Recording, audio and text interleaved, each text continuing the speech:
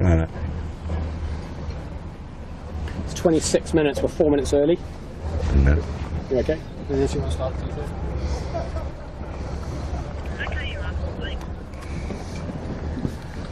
Okay, folks, it's Sunday, the 7th of December, and it's a scratch race today for the 4th heat of the club championship. And boy, oh boy, we've had some funky weather over the last 3 or 4 days in Sydney. Big thunderstorms, tremendous thunderstorms, a lot of humidity, cold air meets hot air, and we just got drenched about half an hour ago, so wondering what we're going to do. But it's fined up and the breeze completely disappeared. Now it's just starting to filter in. Mark Early, welcome back on board, mate.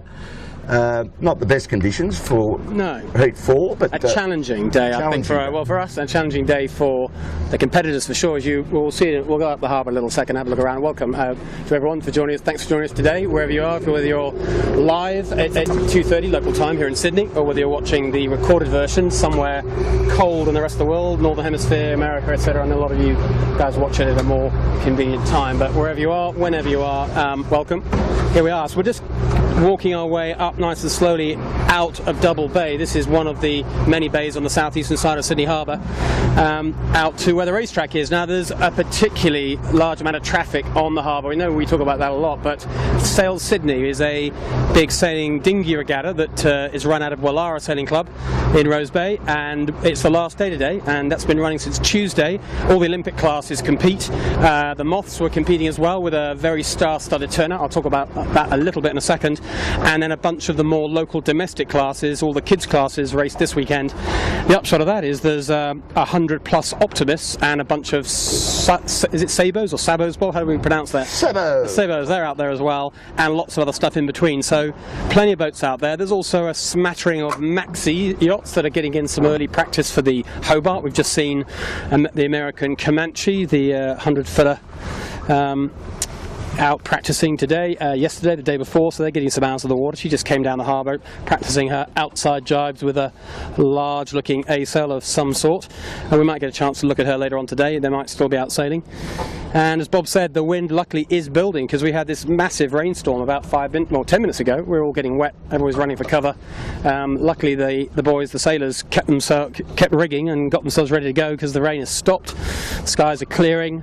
It is going to be a funny day though. There's lots of this heavy thunderstorm weather around. We've had it in Sydney for the last week, where we typically had warm, hot, humid 30-degree days, and then a massive downpour with thunder and lightning and what felt like a plague of frogs at times, all coming down from the heavens. So the grass is green, the water tanks are full, but it's humid, which is quite rare in Sydney. Today I think the same, Bob. Do you reckon? There's a lot of dark clouds around, aren't there? So hopefully the breeze will build and will fill. It's saleable now. You can see boats up in front with 2-3 wiring, so it's saleable. But with these big clouds, when the thunderstorms come in, expect the unexpected. Well, I'll take anything but rain, Mark Early. I hate the rain in this thing, and I don't like lightning much either, and there's been a lot of that happening with these thunderstorms. Just cutting along beside the mighty Cooper's Rag and Famish, 62 Pilster. Change of skipper on this boat today, Mark Early, and that'll be Hugh Stoddard filling in for Jackie McCartney. Where's Jack McCartney? What's the story? Well, the beautiful Di, his beautiful wife, is quite pregnant, and Jack's doing the right thing. They're going to do a bit of a chalkboard class on what happens when you have babies. You've been through that. You might have done one of those, did you? Don't know. Yeah, the class thing, yes. Yeah, the class. No, never made the class. I'm sure I should have done, but no, just use the internet, because the internet has the answer to everything, doesn't it? Yeah. Whether it's what to do with when your child gets bitten by a spider, or what to do when it chokes, it's all there somewhere. Yeah, if you can just get there fast enough. Yeah. But no, I didn't do the class, but he's doing the right thing. I should have done it, I'm sure about that, but somehow my two are still alive, I'm glad to say. So that's a change of crew on the Coopers. Cooper's big rig, as everyone's of course is big rig today because it's light conditions. I was talking to Scott Babbage yesterday. He was in the boat park doing some boat work on his Moth. He was the winner of the Moth class at Sail Sydney, by the way. We'll talk a bit more about the detail of that in a second, and Scott was saying that they haven't used their big rig all year. It's been small rig conditions, and and particularly for God Love at 7, who have such a powerful small rig, if in doubt, they put the small rig up. So they're kind of looking forward to seeing what happens when the big rig goes up. So first chance for us to look at everyone to look at their pace with the big rig, and a few other boats such as Cooper's Rag 62, etc. We call them Rag and Famish, don't we, or shorten it to Rag. See what she's like with her big rig too. So it's going to be a little change today from what we're used to seeing. Yeah, and Hugh Stoddard, he's very talented, so I don't think that boat will lose anything today with Jack not being on it. I know Jack would rather be on it, but duty calls. Elena, just come round to the right and you just see the size of this Optimus fleet gathered here for a start. There's lots of them, and they're going to spread themselves out. Obviously they're waiting for the start. They'll obviously be on our race course, so there's a rather large spongy looking obstacle. Hopefully nobody gets in the road at the wrong time, so that's part of the puzzle, with all the other usual things out here, Manly Ferries, big cruisers. Yes, indeed. And there is the big Comanche coming back up. Yeah, well, maybe we can, it's a long way for us to get a shot of it from here, but maybe we can go up towards a little bit. And it's such a massive object, but it's still a long way away, so you probably won't be able to see much other than a big grey blur on the screen. As we get closer, that is the most talked about new maxi in the world right now, brand spanking new. Hasn't ever raced yet. It's done a bit of training up in Newport after it was launched, but I think only a week or so of training, maybe 10 days maximum. Then it was shipped to Sydney. Here it is. I think it's on about day 4 of training. And it's always deceptive looking at these maxis though, because they always look like there's a gale of wind, because they create so much of their own speeds. They're usually sailing faster than true wind speed, right up until well into double digits. And that's a pretty small jib. They've been running some enormous jibs in the last couple of days in the light stuff. I've been watching them through my binoculars from home, and it's a very strange looking boat. Strange, just different to how the rest of the maxis look. Partly because of the much talked about beam, and we'll go and have a look at the back of the boat. Bob will show us quite how wide it is, but also the mast is very far back in the boat. Sure is, and It's further. It's behind a midship, so it's further back, and you have your look. You've probably got a good shot of this now. The boom actually is right to the tuck of the boat, so they haven't missed out on any opportunities to get sail up on this boat, Mark. Well, you also, a lot of the pictures I've seen of the boat show the bow out of the water, and if you can just look at the bow for a second, Elena, just do a tight-in shot of the bow as it kisses the water. You'll see the bow even in what have we got now, 8 knots of breeze, 9 knots of breeze. The bow of the boat is clear of the water. That just tells you what the boat's set up for, tells you what we expect this boat to do in downwind fresh conditions, which of course is what it's hoping to find on its way south down to Hobart. Look at the bunch of people on board there. It's like Ken Reid on the wheels. Can we go a bit closer, Bob? We'll try and see if we recognise any of the staff on board. We've got about 20 plus people, I think, on this thing. Well, we're doing just on 12 knots beside us. So the wind speed's what? 10 knots. Yeah, the bow is interesting, isn't it, compared to Wild Oats 11. Wild Oats 11 uses all the waterline length on that rifle pew design. And some narrow hull, isn't it? And the bow's always immersed, fully immersed, and here, there we go, one of the rudders, the windward rudder's lifting nice and clear. That's all good news. The bow is out of the water a lot, so I'm sure that's what the designers expected, but it certainly is a standout when you see the boat lifting its bow in such light conditions. Can we have a look at the boat for the back, Bob, and just look at this beam? Everyone talks about how wide it is. Let's just check out that width. Let's have a good old look at it from the back. It's got some beam down and aft, that's for sure. But I mean, that's the whole idea, isn't it? It's got so much power. Yeah. It can lean over, so the water line or the water resistance is basically halved, isn't it? When you look along the water line of it now, it's probably as wide as Wild Oats, some way or another. Yeah. Well, that's part of the theory, and the riding moment is the other part. We're going to do attack. This will be interesting. Let's see how you attack a 100-foot maxi. We'll have a go. Just have a quick look up the sail from the leach. That is a very nice looking mainsail. It almost looks like an 18-foot skiff setup, doesn't it? Yeah. Nice and flat at the bottom, and it's just very nice looking sail. There's no ridiculous sort of shape in that. It's just clean. And of course, this is another different thing about this boat. This is a manual boat. This is not a push-button boat like Wild Oats. Wild Oats runs a generator 24/7, and they press buttons, and the winches come reeling in. There's no handles, no pedestals. But on this boat, there's a whole stack of pedestals. Here we go. I think the whole boat's completely manual. I can see a generator or an engine's running. I can see an exhaust water coming out the back of the boat, but maybe that's for their other electrical needs, such as instrumentation, etc.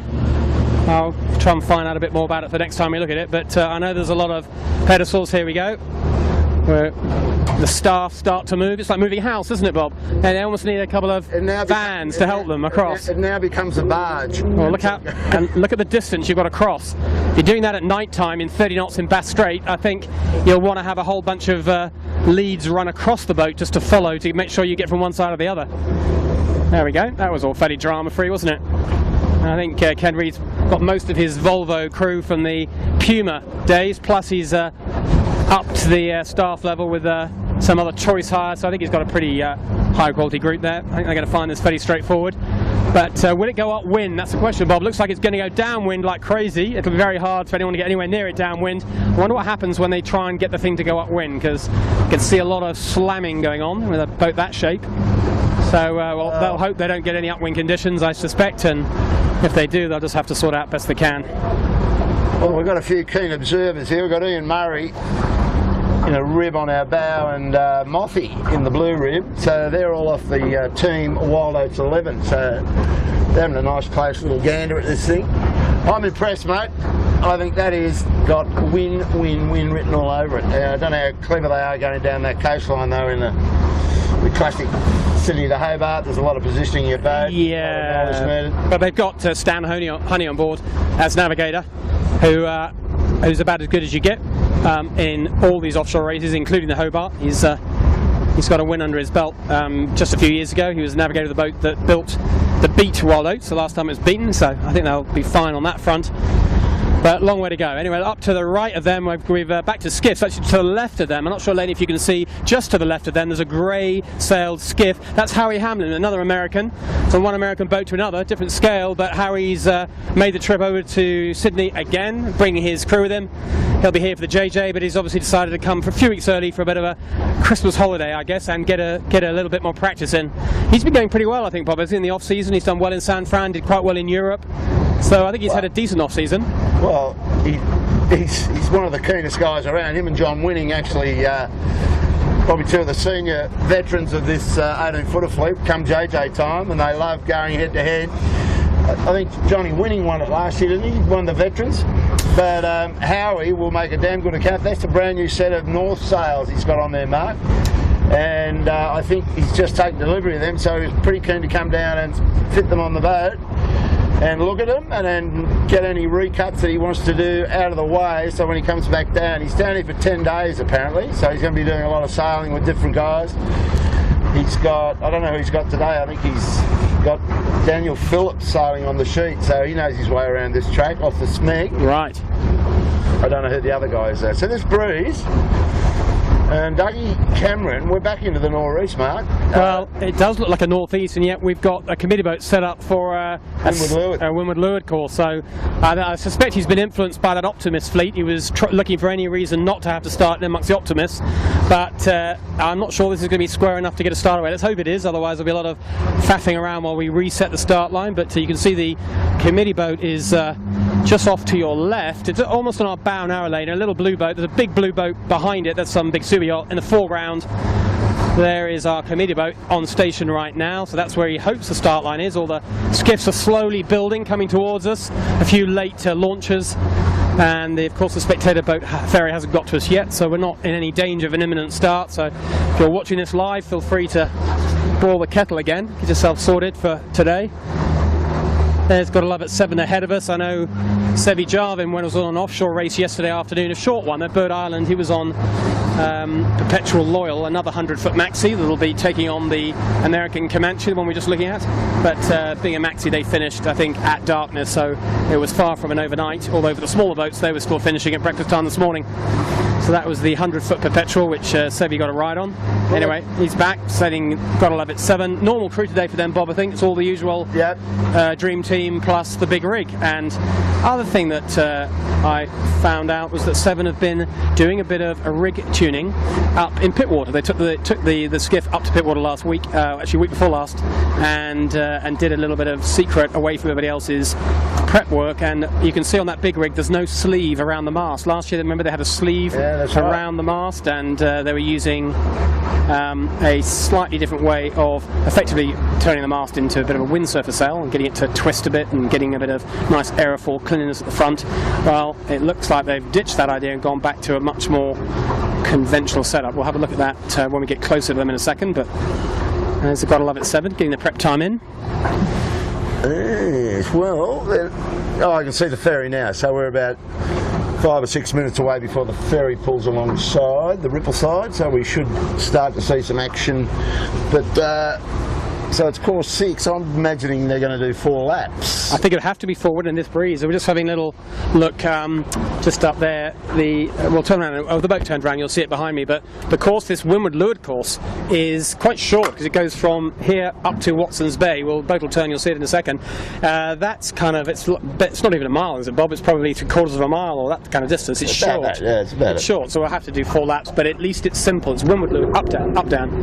And every time we do this course, it's always interesting tactically, because if you go to the right hand side, behind me, that's over to there, you've got Nielsen Park. There's a beach in the distance you might see, that's Nielsen Beach, and the breeze, there tends to be a bit of a tidal push off the corner, there tends to be a bit of a converging breeze, and then there's a big area of no wind, and then there's a big right-hander as the breeze gets sucked up into Watson's Bay. That dip in the land on the horizon, as you may just be able to pick out in the distance, that is the Watson's Bay dip, and the other side of that is the ocean.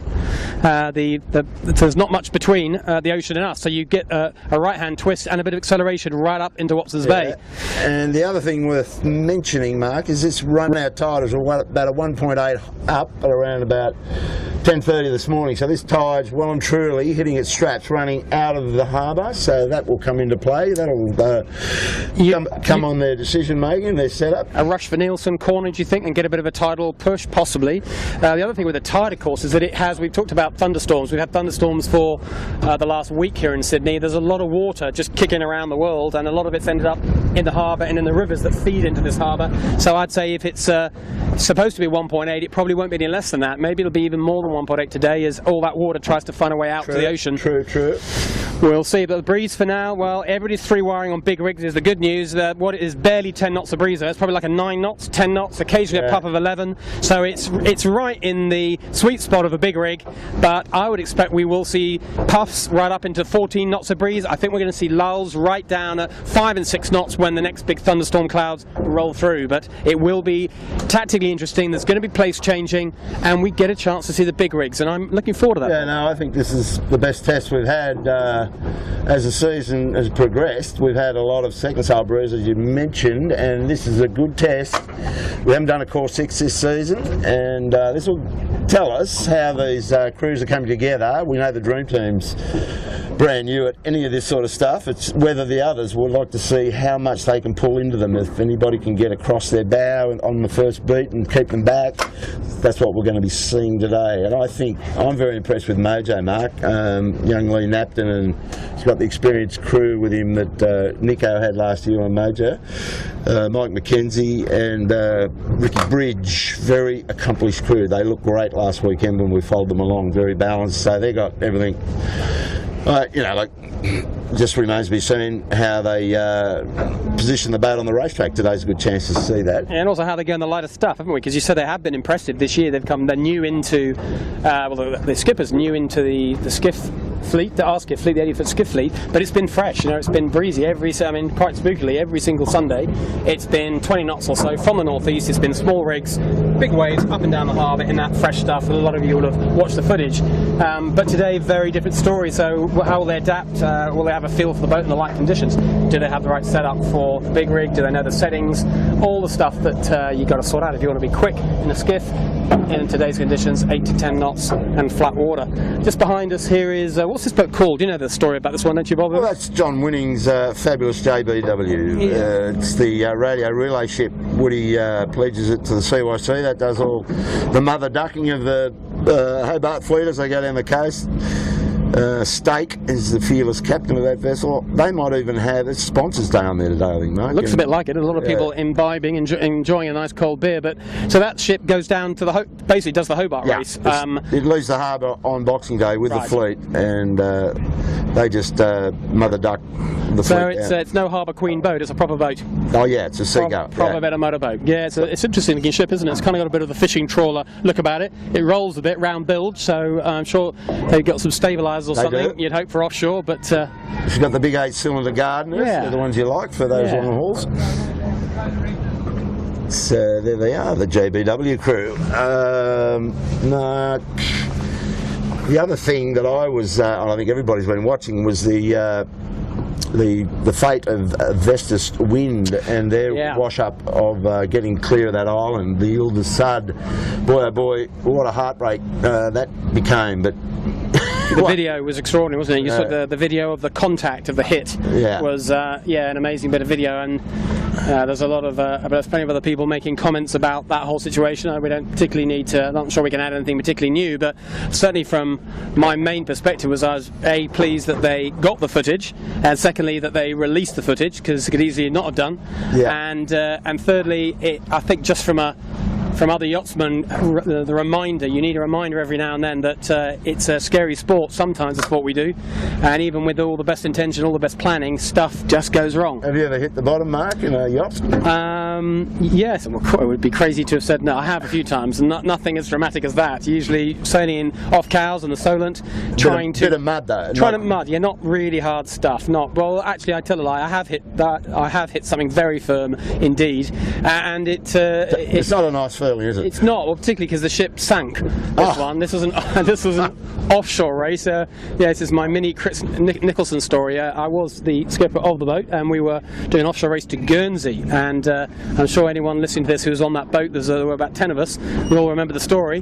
And it was early hours of the morning, and it was like 5 o'clock in the morning. Daylight had just come up, and we were cutting a corner like you do in an offshore race, coming into Guernsey, and there was just one little rock that was charted, but it was very small. This is before electronic charts on paper charts, and it was bang in line with the course we were on, and we hit it at 8 knots, which was flat out in the boat we were in, and we took the life rafts, and the boat sank. Strangely enough, the boat got dragged up 6 months later and rebuilt, and it's still sailing to this day after having spent 6 months on the bottom of the ocean. But that was my only... Oh, hello. We got it. Look at that, these two boats getting a bit close, weren't they? That's my own experience of it. But it wasn't near Mauritius, so we weren't shipwrecked somewhere hot and sunny. Yeah. But nobody was injured, I'm glad to say. A lot of scared people, a lot of lessons learned, but nobody injured. And you caught a cab home. We flew home from Guernsey, that's right. We got the lifeboat took us to Guernsey, and then we all flew home. Well, running aground is just the worst feeling. I did it in a 40-foot launch that I owned years ago, and it certainly changes your day when you're stuck there. We spent the whole day on a rock. It's a whole different story. A whole different story. So here we are, light back onto the present tense. Here we are on the harbour. There's 7 just sorting out a transit. The pin end is well to the left, actually. There's the little orange buoy, the black and white flag on it. Actually, just to the left of 7 lane. You might better pick it up. It's quite small over there. There is the pin. I think you probably get it there now. There it is. The lines are right, it's about the right length, it's not particularly short, not particularly long, but the obvious point is that there's a whole load of rocks just the other side of the start line, and if you start down at the pin end, assuming you start on starboard, you will have to tack within, 45 seconds of sailing, otherwise you will, talk about running aground, Bob, you will be well and truly running aground. You did that, you'll be doing a Vestas, that's for certain. So the question is, will you be able to get in there on starboard, call for water and tack away, that old trick, if you can be the first one to do it, that can work nicely, or do you just stay up this end of the line, use your starboard right? So we've seen this scenario before, but with this particular wind direction, they've had to put the start line right in amongst those rocks. Adds a bit of drama, adds a little bit of thought process, but generally the left end, Bob, I think I'm right in saying when we see the start, the left is the place to be if you can pull it off. Yeah, well, we saw the kitchen maker in the Gilt, and there was a talented 49er sailor, I've forgotten his name, you'd remember him, but yeah, he just parked on that pin end. Every start he was on the pin, and he got some beauties, and But I'm just thinking today, my view would be that you'd want to get a lane and be able to tack and get across the tide first up. That'd be what I'd be doing. You would if you could. I would agree with that, that's for sure. So we're still on AP. We've got the ferry here. Must be getting it underway soon. And the clouds are gathering. Getting warm too, isn't it? We've had, we mentioned that we've been in the 30-degree zone pretty much every day the last week or so, and the next week looks to be the same. It's gone warm again. Now that thunderstorm's gone through, it chilly for a second and wet. Now it's dry and it's hot. We're back in the high 20s and it's warming up all the time. Other thing that's happening in Sydney Harbour, is a lot going on, isn't there, Bob? Is next weekend we've got the Extreme 40s. They actually kick off on Thursday, and the racing is Thursday, Friday, Saturday, finishes on Sunday. That's going to be just by the Opera House, between the Opera House and the Sydney Harbour Bridge. Anyone who's local here to Sydney, you can just walk down there at Macquarie's Chair and you can watch it from the shore. The race will be really close in, proper stadium racing. Extreme 40 is a great series run by Mark Turner and his team at OC Sports, so go down and support them, go and watch it. It's well worth watching. You'll see a lot of races. I'm going. Good stuff. When are you going, Mark? Well, I'm going as a fancy VIP guest on Friday, and then I'm singing for my supper on Saturday, Sunday, commentating on the Moths. So the Moths are doing some exhibition racing. Oh, right. Just before the main course of Extreme 40s, the Moths are going to go down and do their thing. So I'm going to try and make sense of them for the assembled spectators, which we hope there will be a few. I'm sure there will be, actually. It's going to be a big event. So that's next weekend. So there might be one or two skiff sailors missing from next weekend's racing. I know that Sevi Jarvin and Sam Newton are both due to be sailing on the Pindar, and they were actually out today training and sort of getting some early doors in, seeing them skedaddling down the harbour in 8-9 knots of breeze. They were doing a lot more than wind speed, that's for sure. And they're a little kind of, low-tech Extreme 40s in some way. They don't have the wing masts of the AC-45s, and they don't have foils and all that kind of thing, but they still quick catamarans. It's still a 40-foot catamaran with a cloud of sail area, and no shortage of excitement when you get 10 plus of those on one start line. I think they might have even as many as 15 actually at this event coming up. Is that right? Yeah, it's going to be great. It's going to be good racing. So that's Thursday. It starts, runs through to finishes on Sunday, and I think they're expecting something like 40 races in total. So Sydney's the centre of the universe, the sailing universe right now. Well, it's not sure why you'd want to be anywhere else right now. It's the build up to the Hobart, and of course talking about the build up to the Hobart, on Tuesday is the big boat race, which is the invitation race for 50 footers and above. And typically the main Hobart contenders all turn up in the race around the harbour here. The boat we just saw, Comanche, and Wild Oats and a whole bunch of others, and Perpetual Loyal, they'll all be trying to get their 100 footers around this pretty tight racetrack. That's always worth watching. That'll be on Tuesday, I think it's midday, I think it kicks off? 1 o'clock. 1 o'clock kicks off, right, yeah. Forecast is for only about 10 knots of breeze from the south, so it's not going to be a big 30 knot test for them. I don't think they should be breaking any gear. I think they'll be happy with that. They'll be very happy with that indeed, yeah. That's a little inshore test, which is a tough thing for the big Hobart Maxis, because they're really not designed to do it, are they? It's a bit like asking a sprinter or a marathon runner to then go and do the 110-metre hurdles. They can do it, but they don't really want to do it, and the boats aren't set up to do it, but they have to get around the racetrack, and good for the sponsors, good for spectators, and I'm pleased it's a tradition that's continuing. Well, it'll be interesting to see how Kenny Reid, I don't know how many start lines he's had with that boat. I'd say none at this point. He wouldn't have raced that boat, I'm sure. No, it's definitely not raced. It's yet to. That will be its first start line. So there could be white knuckle fever going on. You'll have Mark Richards, who loves rounding people up on that start line, and David Witt won't be there because the Ragamuffin 100 is still being developed. They haven't pulled their sails up yet, so they won't be starting, but Loyal will be, and I think there's a boat coming from New Zealand that left a few days ago. Whether they get here in time is called the Rio, and that might try and get here for that as well. Oh yeah, the Rio, that's another big 100-footer, isn't it? And there's a couple of, I think one or maybe two ex-Volvo 70s that are there as well. I like them, they're good to watch. They go. Jack, which is, the old Groupama, the winner of the previous Volvo race. So yeah, lots going on. Giacomo, what's it called? Giacomo, there you go. That's another one. The other one. There we go. Now I've just had a look around. Jono Whitty in the Panasonic Alona, just that fine little black vessel over there, Panasonic Lumix. Jono's been out of play the whole season. He had a sail last Sunday. His foot's been in a splint, so it's good to see him back on board. And this is, if you think back to last year, Mark, Lumix with Jono Whitty's team really made a good account of themselves on these core sixes. Do you remember that? He was right in the money. So Jono. Well, the other thing that we remember in these conditions, Bob, it was the first time we started to see Nick Daly's rig start to work well, wasn't it? Yeah. And we've got, because of that, a few other boats have actually ordered his sails this year, so we are going to see whether that continues. They just seem to produce. There's the AP down, so that's your 6 minutes, just to let you know. I'll give you a countdown into the 5, and then we'll get an accurate tight one on the 4 minutes. Oh. Interesting, but a verbal instruction for the committee boat, and that's a bit outside of normal protocol, isn't it? So everybody's not 100% sure where we're going and what the course is and all that sort of thing. So anyway, we'll see what happens. So one of the boats that just behind me, just here is Smeg. Here's David Witt, skipper of Ragamuffin 100, one of those maxes. He's also using one of the Nick Daly sails I mentioned to you before. It's only the second time he's had that big rig up, and first time he had it up was probably in a day he should have had a small rig up, so first time it's in range.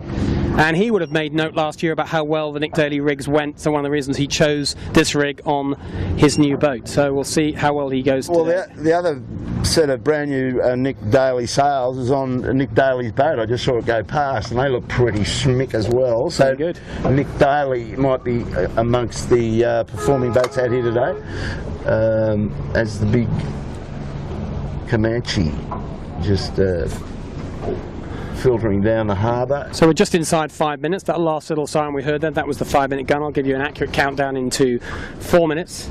And as Bob said, we've got the big ship. It's hard to take your eyes off the big maxes, isn't it? Well, I'll just let Elaine, just look over to the right. There is Comanche, a long way away, but look at the size of that thing. There is trust me, I promise you, there is only about 8 knots of breeze, and that thing is doing, what's that, 13, 14, 15 knots of boat speed? All of that. All of that and some. And there's a cloud of sail. Look at the size of that sail, well beyond true wind speed. Starting to use the righting moment. They've probably got full cant on the keel even in that, and there's a cast of 20 people who probably will bother to sit on the side. And on Oates, it's barely worth them sitting on the side because the Oates is so narrow and you don't get much advantage by using the crew weight, but on that boat it'll make a big difference. Do you like the Comanche War Chief on the heady? Yeah, no, it's great. He's got a bit of attitude. So there's 4 minute gun. 4 minutes is gone. And we're in fully in race mode. Yeah, so let's finish off the Comanche. There she goes up and down, but it is just a strange thing when they're that big, they go that fast, I guess. And look at how far back the mainsail is on the boat right now. Look how far back the mast is. It's a wholly different setup to what we've seen from Maxes before. But anyway, let's concentrate on the skiff racing. Enough of Comanche.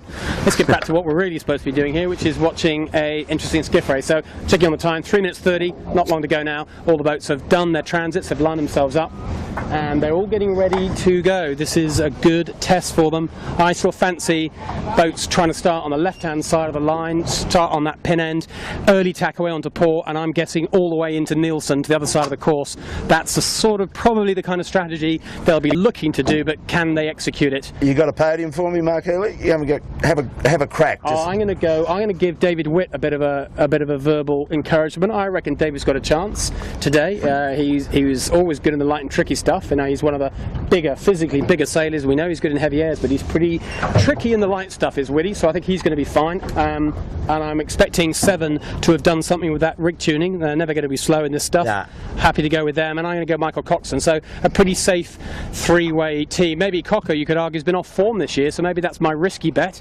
But that's the three. What about you, Bob? I'm going to go with Mojo Wine, Lee Napton's guys. I think it's a bit lighter. I think they'll be just fine. I'm going to go with Asco Appliances. They'll be fine in this, and I'm going to go for. Well, I can't go for Jono because he's only just come back in.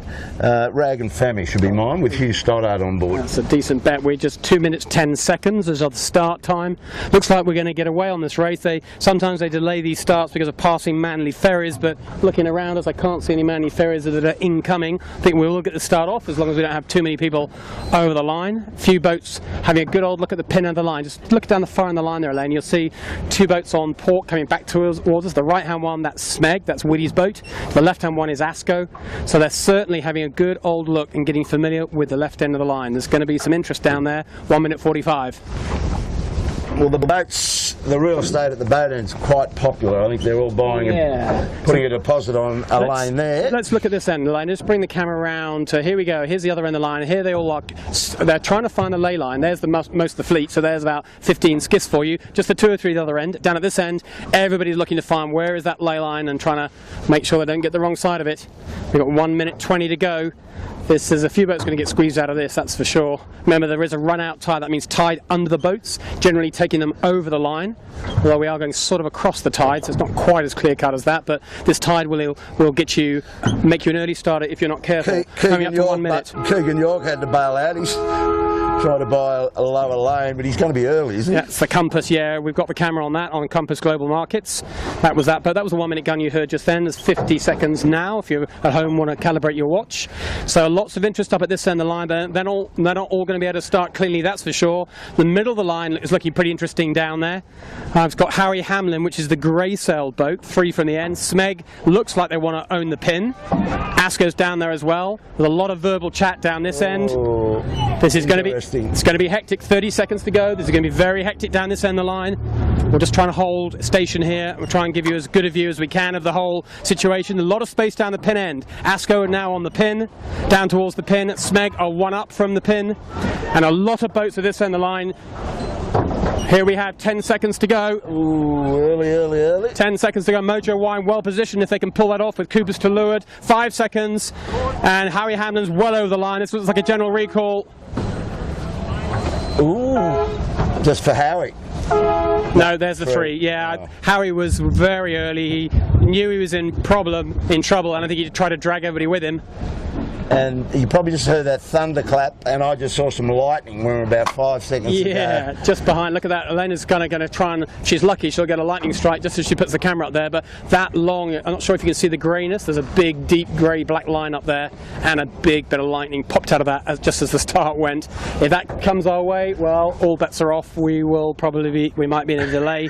Don't know what... We might be running for cover, Bob. We'll have to wait and see. Well... Yes, we are. We're not complete wusses, but this boat is made of aluminium, and there's anyone who all the kit won't like it. And all the kit doesn't like it too, but it's not a great combination. Anyway, that is the general recall. Maybe not a huge surprise. We've had one of those. And in the end, the boats down the far end, I'm just looking at how that played out. There's Smeg looking kind of all right, but I think there was enough in it for the guys at the middle end of the line that the left end line couldn't really cross them. So not clear cut the best place to be there. The boat would be the spot if you can own it and have a bit of room underneath your bow, but that'd be almost impossible. It would be hard. So the AP has come down already. So the next gun is back into 5 minutes.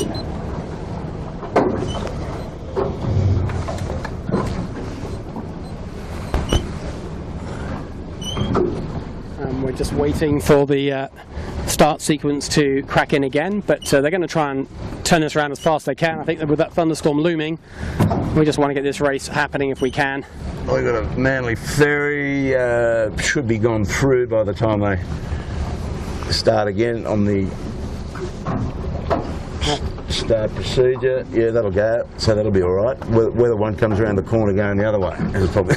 Getting very close to the 5 minute gun. Here goes, there is 5 minutes to start to. I don't see a black flag rigged yet, Bob, so it sounds like they're not going to go to a black flag this time around.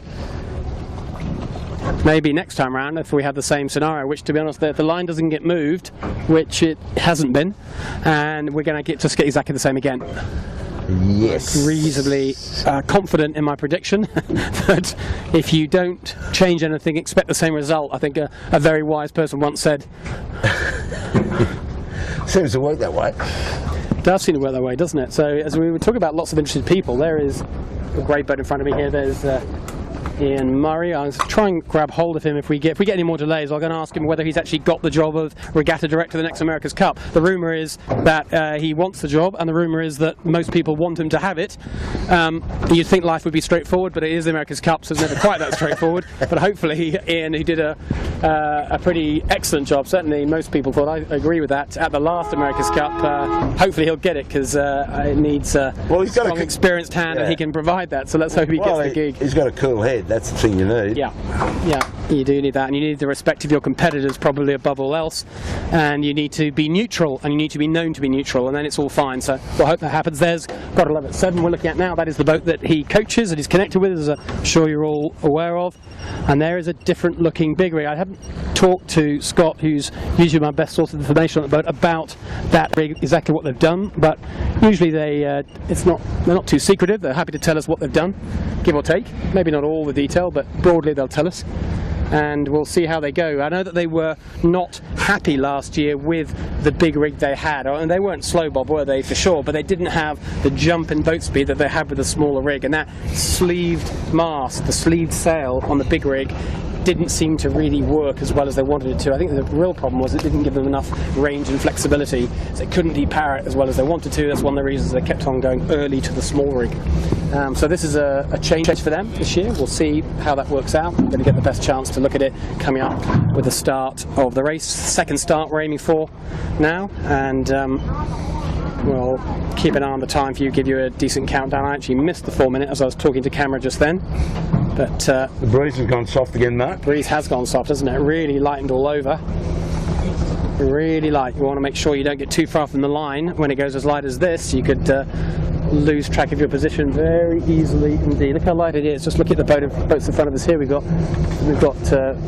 Pure Blonde, Think Pure, and Lumix on shot right now with 7 in the background. Look how light they are. I know they're dead downwind, but there is not a lot of breeze. We're down at probably 6 or 7 knots true.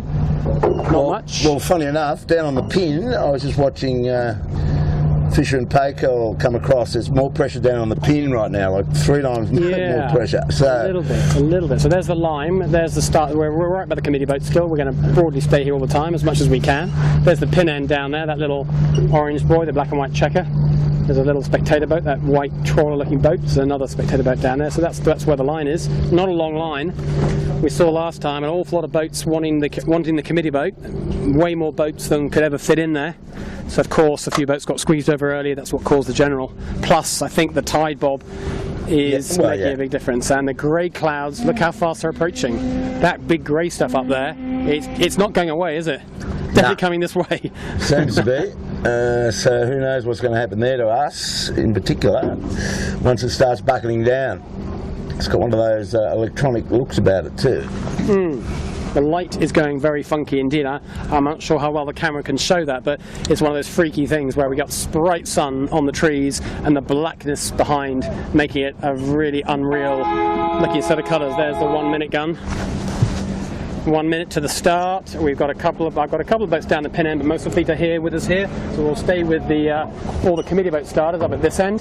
There's one of Bob's favourites, Rag and Famish with the black sails, and to the left there's Panasonic, Lumix, always good in the light airs, and Gotta Love It 7 about to come into picture from the left hand side. They're just hanging with intent, hoping to find a bit of space there. Well, they're all right at the moment. They've got a good spot actually. Yeah, it could work out well for them. Cocko's right down. Michael Cox and Thurlow Fisher Lawyers right on the pin, Mark. And he's port tacking. He could port tack it. There we go. With 40 seconds to go, we're just looking at. With 20 seconds to go, less than 20 seconds now, down at the pin end. Look how dark, the sun's just gone out, the dark clouds are approaching, and down at the pin end, Cocko is fully set for a pin end start, 9 seconds to go. Will there be a gap? Harry Hamlin is the third boat back on starboard. He's the first starboard boat. And there's the start, and Cocko is clear. Look at that, the pin end was so huge, the breeze went left in that thunderstorm on the edge of it. Cocko gets clear, and will the next boat, which is Asco, can they get through the group? They might do. But that's a huge early wind for Thurlow Fisher. Massive advantage to take all that bias and get onto port tack, heading in the right direction. Everybody tacks to port as soon as they possibly can. Of course you would. Gotta Love It 7 got a bit buried in that. They were one of the committee boat starters, couldn't tack on the port. Now they're having to go all the way to the shore to clear their air. We're going to see what kind of speed they've got now. They're going to be starting pretty much from the back. Out of the front, Mojo, one of your picks again, Bob. Good work. They spotted that left shift, got down there as fast as they could, early onto port, like you would, and they've done very nicely. So good work from them. And here's our leader coming into camera right now, right on the bow right now. There is Michael Coxon rolling into attack. There's our leader. He says he likes the left so much he'll go back for a bit more of it. And I think he thinks there's a bit more breeze near the land. We do often see that sometimes. Well, what do you reckon he's counting on coming out of this storm? I mean, if you go by there's wind under clouds, that's a hell of a cloud. it is a hell of a cloud, that's for sure. And at the moment, I'm just looking around the racecourse. We'll just kind of concentrate on him for a second, because at this end of the line, we've also got to Love at 7. You can see in the background there, they are still on starboard, and you've got Smeg, who's on port, who's just about to cross behind Thurlow Fisher. That's Smeg, the boat disappearing behind Thurlow Fisher Lawyers right now, and then the final boat crossing behind, there's got to Love at 7, we've just tacked. So a lot of our expected main contenders all are in the same piece of real estate. Here's Thurlow Fisher setting up for attack. They've got to attack now because they're going to hit the rock, so they'll go as far as they can. A little bit of extra breeze on the corner, they hope, and of course they give a nice lot of dirty air to one of their main opposition, got to Love at 7. So it's all working out quite nicely for Michael Coxon right now. Well, what's going on about the boats going to Steel Point? They're well across there. Mojo, Rag and Famish, DeLonghi. So they're looking all right, aren't they? Well, they are. Let's have a little switch sides now, if we can, Lane. Look at the far side. The ones that tacked early, they look like they've got a massive amount of tide. I'm just looking at Mojo moving right to left against the horizon. They're a long way away for us to look at, but hopefully I can promise you the left-hand boat is Mojo. You may not be able to see it from your screen, but that is Mojo. And then it's Cooper's. If they tack now, they would cross Thurlow Fisher by miles. Yeah. Thurlow Fisher was the clear leader on the start line. That tells you that getting out into the channel, into the tide, into the harbour, was the right thing to do. And yeah, well, we'll see. Michael Coxon decided to go back for more on that starboard tack. I'm not sure that was the right move, but we've seen before on this race course things change so fast, Bob, don't they? Just when you think someone's bound to lead and it's got a huge win, it just changes. Yeah, well, I'm just looking at the angle of Mojo's bow. He's well bowed down. He is bowed. Well, we've got Thurlow Fisher here, and on his bow is Mojo, who's just tacked back. So clearly, there's not much pressure. So whenever you tack, you're going to be low just because of the sheer lack of wind pressure. Well, look at this. Here's Thurlow Fisher. We've only got half a person on the wire. Yeah, and look over there, DeLonghi right on our bow mark. They're 3 strings. So is Kitchen Maker, Cooper's Rag and Famish. So the money is over there right now. Yeah. If we can we get ourselves over there a little bit? Possibly. It's a little bit murky for a long-range shot today, isn't it? All the good action is the far side. It's over by Nielsen Beach. Is sort of what we predicted might be the way to go. I think the good story is on the far side. So we'll just rattle over there. Try not to upset the sailors, but we'll do our best to get there. So we can tell you what's really happening. But they're all used to us zooming along in our low-weight catamaran. There's Lumix doing a nice job. There's more wind as we come over here, Bob, isn't there? Yeah. I mean, no question, there's more breeze on the water. That was Panasonic Lumix we're looking at. And there's the leaders ahead of you now. Our leader on the water is probably Kitchen Maker, Rag and Famish, Mojo, DeLonghi and Appliances Online. That's the leading group. And they are all the boats that got over to this side, that's the south side of the harbour, as soon as they possibly could. They're also getting a persistent left shift. Bow going up on port tack. They're all going bow up quite dramatically here. And the boats are the other same amount of shift. So it's all good news at the moment to be on this side of the harbour. Well, just as you were talking about up and down in pressure, Lumix and Thurlow Fisher are just starting to zone into this pressure, and these guys, no, they're still got it. Kitchen Maker leads. I think you're right, Mark. Yeah, and I think it's all on this side for now. This is where the good stuff is. There's going to be calm bits and breezy bits, but generally speaking, they're a lot closer to the target, to the windward mark. But it looks very light up in Watson's Bay. It doesn't look good news at all. It's glassy. That's the way they're going to try and get to, is the buoy will be up near Watson's Bay, just probably near the YA mark, I think, near the fixed mark. Just having a look here at DeLonghi. Here's Simon Nern sailing with. He's got to change. That's not Rolo in the middle, is it? Rolo, I think, had a knee operation. I think he's got a sore knee at the moment. So that's a different middleman. I can't see who it is, so I'll try and work out who that is in a second. But anyway, Simon Nern with Kieran on the bow, normal bowman. DeLonghi trucking along quite nicely. But you're right, Mark, they're going to sail into a no-go zone. There is no air. Oh, there is no wind in there at all. So the question is, what do? Do you just keep going because, well, that's the buoy you're trying to get round, or do you do a bit of an offshore route and tack your way around the lull? I think you do what you just said. You got to stay out here. Can't see the mark at all, too far away. So anyway, Kitchen Maker's in good shape. They're just going to skirt that dead patch by the look of it. Rag's doing the same. Lightning crunching down as we speak. that thing just tacks over to the north. Yes, if your screen you're watching this is going very dark, then don't adjust your screen. This is just that it is very dark. It's as if it's dusk on Sydney Harbour, even though it's only 3 o'clock in the afternoon. It's all of a sudden 3:15 is local time, PM, but it's the light of 9 o'clock at night. Very dark indeed. So the leading boats, that left-hand shift has stayed. They're very bow up. These are all boats that tacked almost immediately after the start onto port, and this is where they've ended up. That's partly tidal effect and partly a big left shift. So here's our leading boat, Kitchen Maker, as I see another big lightning fork off in the distance, and hear the thunder, so thunder's coming our way.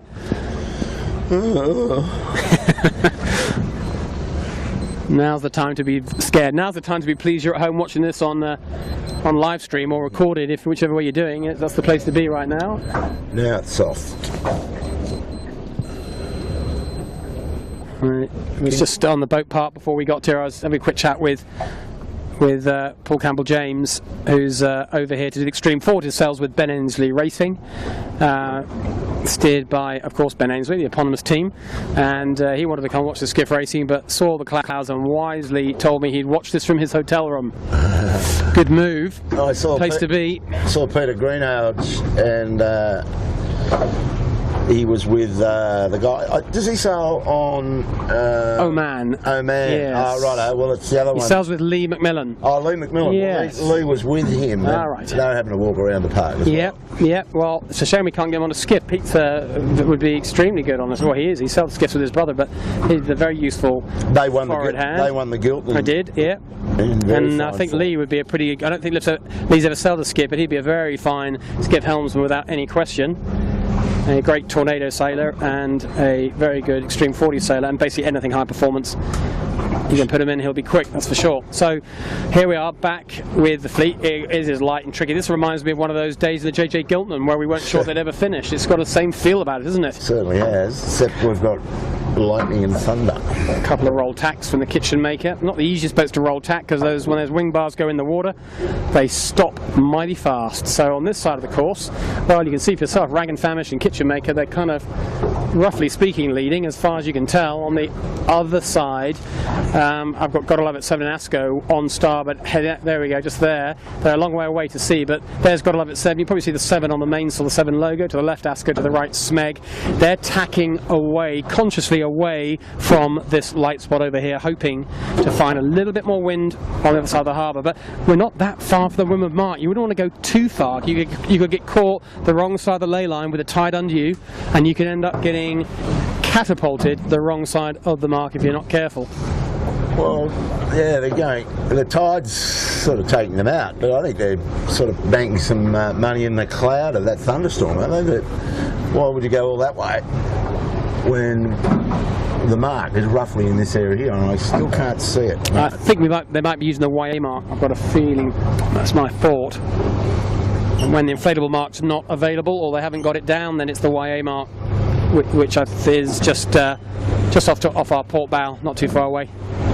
Let's get through this wash. So there we're just looking now at the boats on the right hand side of the course as we look backwards behind us, and there's the Kitchen Maker. We saw the Rag, DeLonghi just to the left of them. This is slow motion yachting at its finest. A little bit of puff for the Rag. That's the black sailed boat you can see there. Just a nice little bit, just enough of a puff, a little bit of roll against it, and that will catapult them forwards half a boat length. That'll do nicely. Well, you've got to say that storm is affecting everything we're getting here, that's for sure. Oh yeah, this is all the storm, isn't it? Because we've had a nice little 10-11 knot gradient for a while, and that's just evaporated completely as we head up towards where the Women Mark is, and it's still, we're still a couple of 100 yards from the Women Mark where we are now, so at the speed they're going to be some time. So over there's Mojo, the closest boat to us. It's hard to see their logo because they're kind of side on to us, or 3/4 angle, and in the distance, the other side of them there has Gotta Love It 7, just about to get, looks like they're about to get rammed by the ferry, but I think that's just because the ferry is the other side of them, and 7 hopefully won't be in contact with them. No, they're fine. So 7 got a bit of breeze over there, Bob, actually, just tricky along, only one wiring, nothing dramatic, but they've got something. They have steerage way, I think is the phrase that we should use. Elena, if you come around to the right, my dear girl, there is another one of our starters for Tuesday. The mighty Loyal, the Perpetual Loyal. So the old speedboat, eh? It's the old speedboat, the old Rambler after that. It was speedboat. It had a pretty unhappy life as speedboat. Then it became Rambler, had an even unhappier life because it capsized off the Fastnet. And then it got bought and rebuilt completely, and it's been in Sydney Harbour ever since. And so far they've struggled to get the better of wild oats. They haven't really had the conditions. They're waiting for a nice big breezy downwind blast that boat's built for. But unfortunately for them, while they've been waiting for a big breeze to turn up, the Comanche's been built, which is even more of a big, wide, powerful reaching boat. So if it's a big, powerful reaching race, if Comanche holds together, you'd have to say they'd win it. And if it's light and tricky, well, Oates will probably win it again. So Loyal might have got themselves accidentally stuck between two places. Well, the other one we could show them, Mark, is the Blackjack, just going past over here, Alona. There is the next one, It's a Hobart Starter Fest here, isn't it? So that's an old Volvo 70. I think that is Groupama, but that could be that Giancomo from New Zealand is Groupama. I'm not quite sure. One of them is the Spanish one. I think that's the Spanish one. I seem to remember now. That's the movie star boat. I think I got my sailing history right. I know someone will correct me on our Twitter feed or on our Facebook feed very soon indeed. But anyway, it's a Volvo 70, that's for sure. And there's Blackjack. So they come from Queensland. They're down for the Hobart, and they always give it a good nudge. And again, if it's breezy and fresh, the Volvo 70s will be right in the mix on handicap. Probably not for line honours, but with the Hobart, you've got to finish, haven't you, to get a result. And the one thing you have to look at Comanche, you look at her and you go, well, will they finish? It's a big boat with a lot of sails, a lot of big masts. Will they get it round the course without breaking something significant? Well, I hope they do, but it's a hard thing, first time out, to be taking on the Hobart, isn't it? Yep. That's for sure, and Tuesday will give us a good indication of what the design is all about. Harbour racing, but it will be all about power, and it'll be a fair test of who's got it. So that's Mojo just on camera now. Mojo doing nicely up here. They're picking their way up through the shifts. They've got a bit of breeze right now. They're sort of 1.5 wiring. You can see the bowman, he lies on the bow just to keep that bow down, stop it pitching, the boat pitching too much. Helmsman and sheet hand sort of wiring, but trucking along nicely there. Probably 3 or 4 knots. That's pretty good. And they're doing much better than the boats to leeward of them. There's God Love It 7, who was on port coming towards us, didn't like the angle and lack of breeze, and tacked back onto starboard. But at some point they have got to come over here because we're pretty close to the mark. They've got to get to us, and they're sailing away from us right now. Well, what do you think, Coopers? Where do you think Coopers and Mojo's doing a mighty fine job and leads the group out here? Yeah, here's Mojo coming back now. Just watch them tack, and then we'll have a look at the rest of the fleet. So there's Mojo coming back towards us. Gotta Love It 7 and Compass Markets is the boat miles off in the distance. They are the most extreme left-hand boats. And then if you just scan around, slowly pick up all the boats. There's Asco coming, keep coming around. There's Panasonic, Smeg, David Witt going up the middle. That's the middle of the beat where Smeg is. And here we are to the hard right. We're always talking about reference point if you were looking out wind. The hard right-hand boat there is the black-sailed Rag and Famish Coopers 62. God, they have a lot of brands on that boat, don't they? No, it is actually one brand. It's the brand of beer called Coopers 62. And Rag and Famish is the name of the pub where they sell it. Yeah, they sell quite a lot of it, I think. So they are the right-hand boats that Bob was saying. Where are they going exactly? Well, I think they've decided that the best little bit of local breeze might be in Watson's Bay, so they are going a long way into Watson's Bay, but they're pretty close to a ley line now. We ourselves are pretty near to the windward mark, so I think they'll be tacking back soon. And there's Kitchen Maker also going hard right. And a few other boats, well, there you go, they've tacked now, so that's the hard right fleet. We've got the boats to the hard left. We won't spin around again because it will make you dizzy, but I'll just tell you, to the hard left they've got slightly more breeze than we see on the Rag, but they are further away from the buoy. Well, I think they might be going to the Boucher buoy, Mark. I think you might be right about that. I thought it was the close way, but I think you're right. I think it is the Beachel buoy. Yeah, because where 7's setting up, he could come out of this one. Well, now here we go. Back round now is the time to spin around. Asco's doing the best out of all these boats here, and the hard left boat in the distance there's Gotta Love It 7. So they've kept on plugging to the left, and what's Asco's tacking now? So I think this is the buoy. The way mark here is the buoy, which means 7 are going to the wrong mark. Oh boy. Or can't tack because they're in such a right-hand shift, because they're so high on the right. But let's just look at this boat close to us here. Here is Asko. I think Asko having a conversation about, is this the right mark? Well, oh, they've gone back. They decided it's not that mark.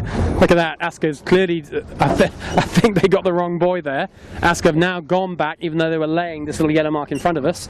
Mojo is ignoring this buoy near to us. There's a bit of confusion, as you can tell, about which buoy we're going around. Well, they normally lay a mark in these course 6s. They do. It's normally inflatable, so our life is made easy, but no inflatable today. So this is the plan B, and we're just trying to double guess what the plan B is. But I think you're right. I think it is the yellow mark, the Beechel mark, which is the one we normally go around on a northeasterly.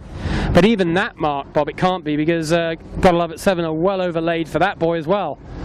So we're still looking around. We'll let you know as soon as we know ourselves. I think it's definitely the breeze is filling in is the good news. We can see Mojo here with 2 wiring, properly 2 wiring now, almost a 3-wire. Well, pick a mark, any mark, Mark. Well, it's a hard right shift, isn't it? So if you're Gotta Love It 7, you don't really want to have to tack back here.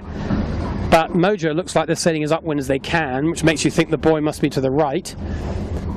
I mean, there is an inflatable mark I can see a long way upwind, the other side of the Sow and Pigs rocks, just to the left of the nav mark. Can you see that up there? That is an inflatable buoy. Could it be that?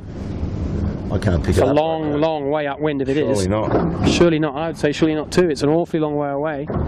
Was it? Just to stay good, we'll have a look at Smeg. Smeg's just sailing past us now. Smeg coming into view right now. There's the boat we talked about before.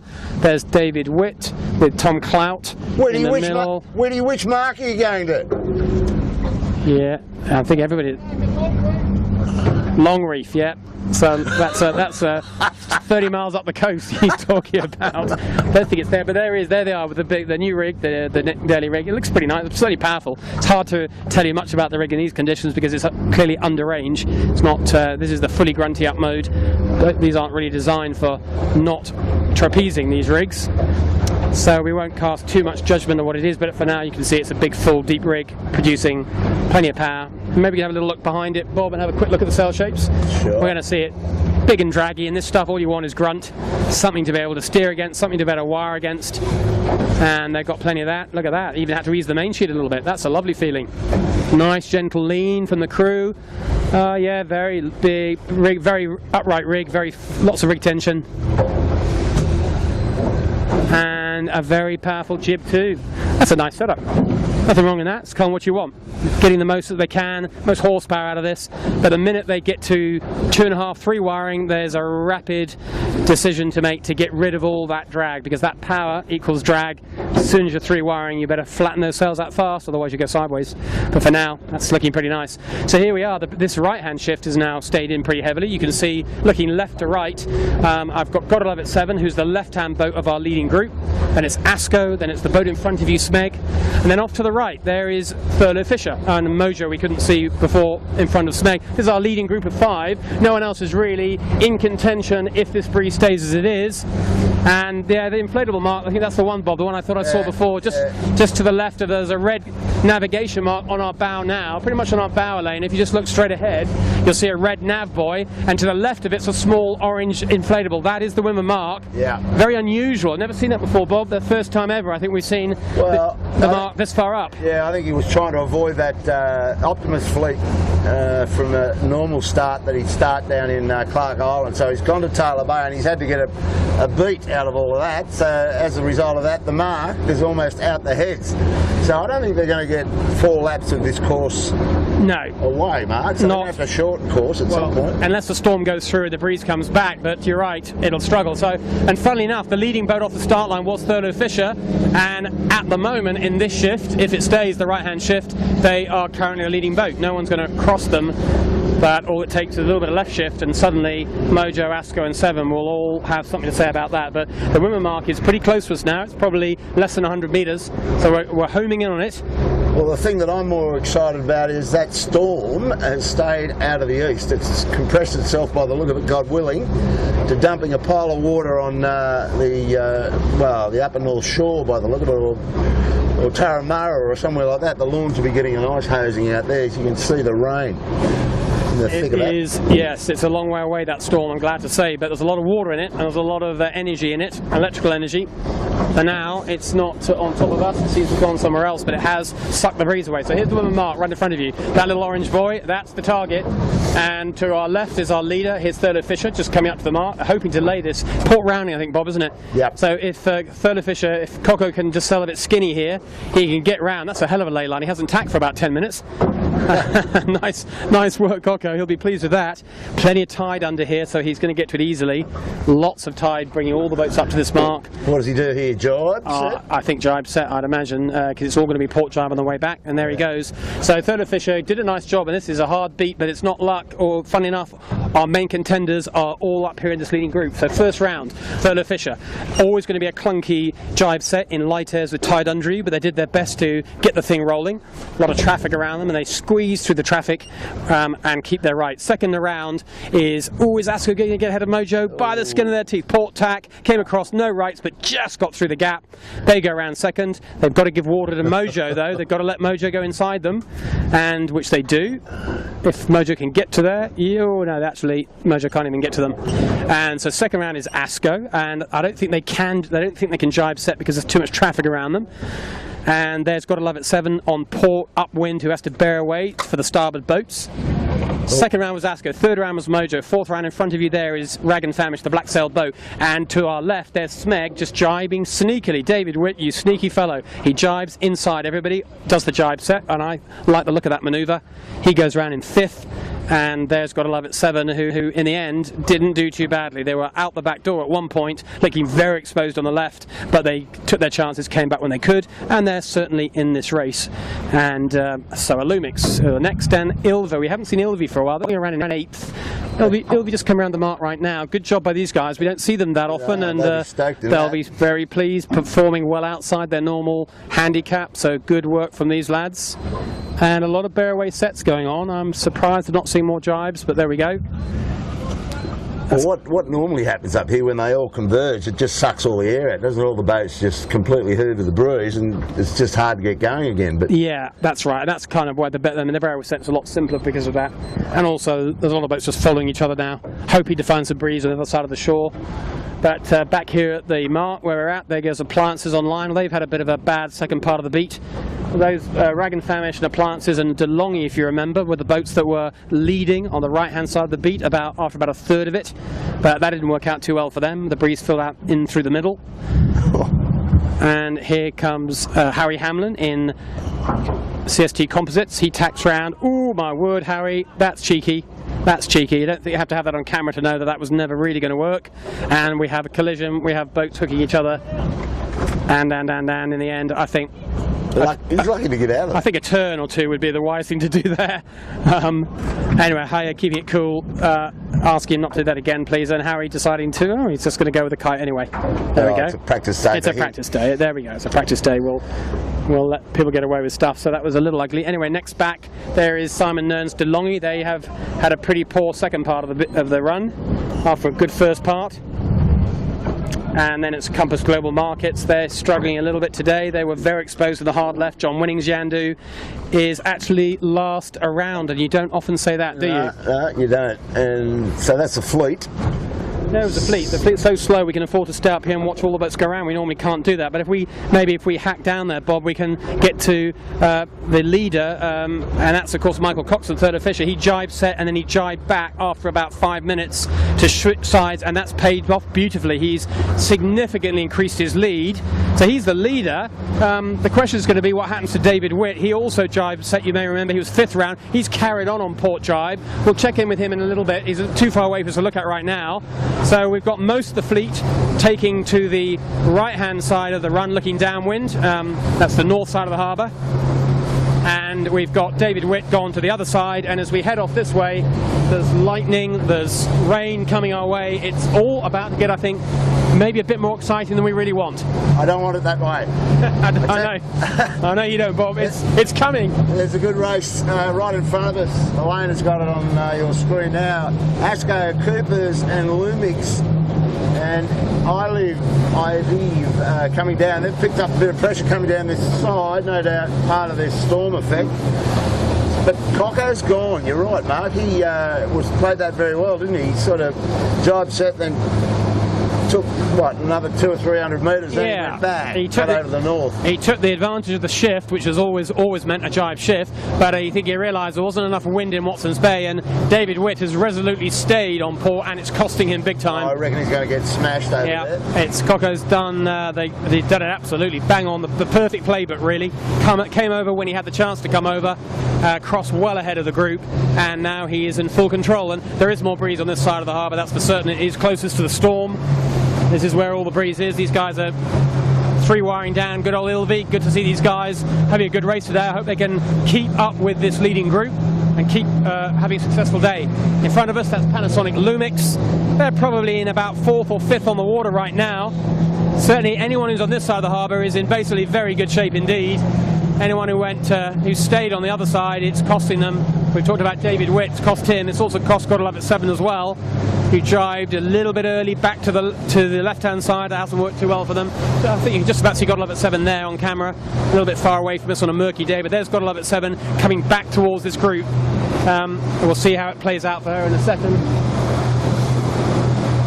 Mojo going to jibe inside, and the rain's about to start. I'm just feeling the odd little bit of water coming our way.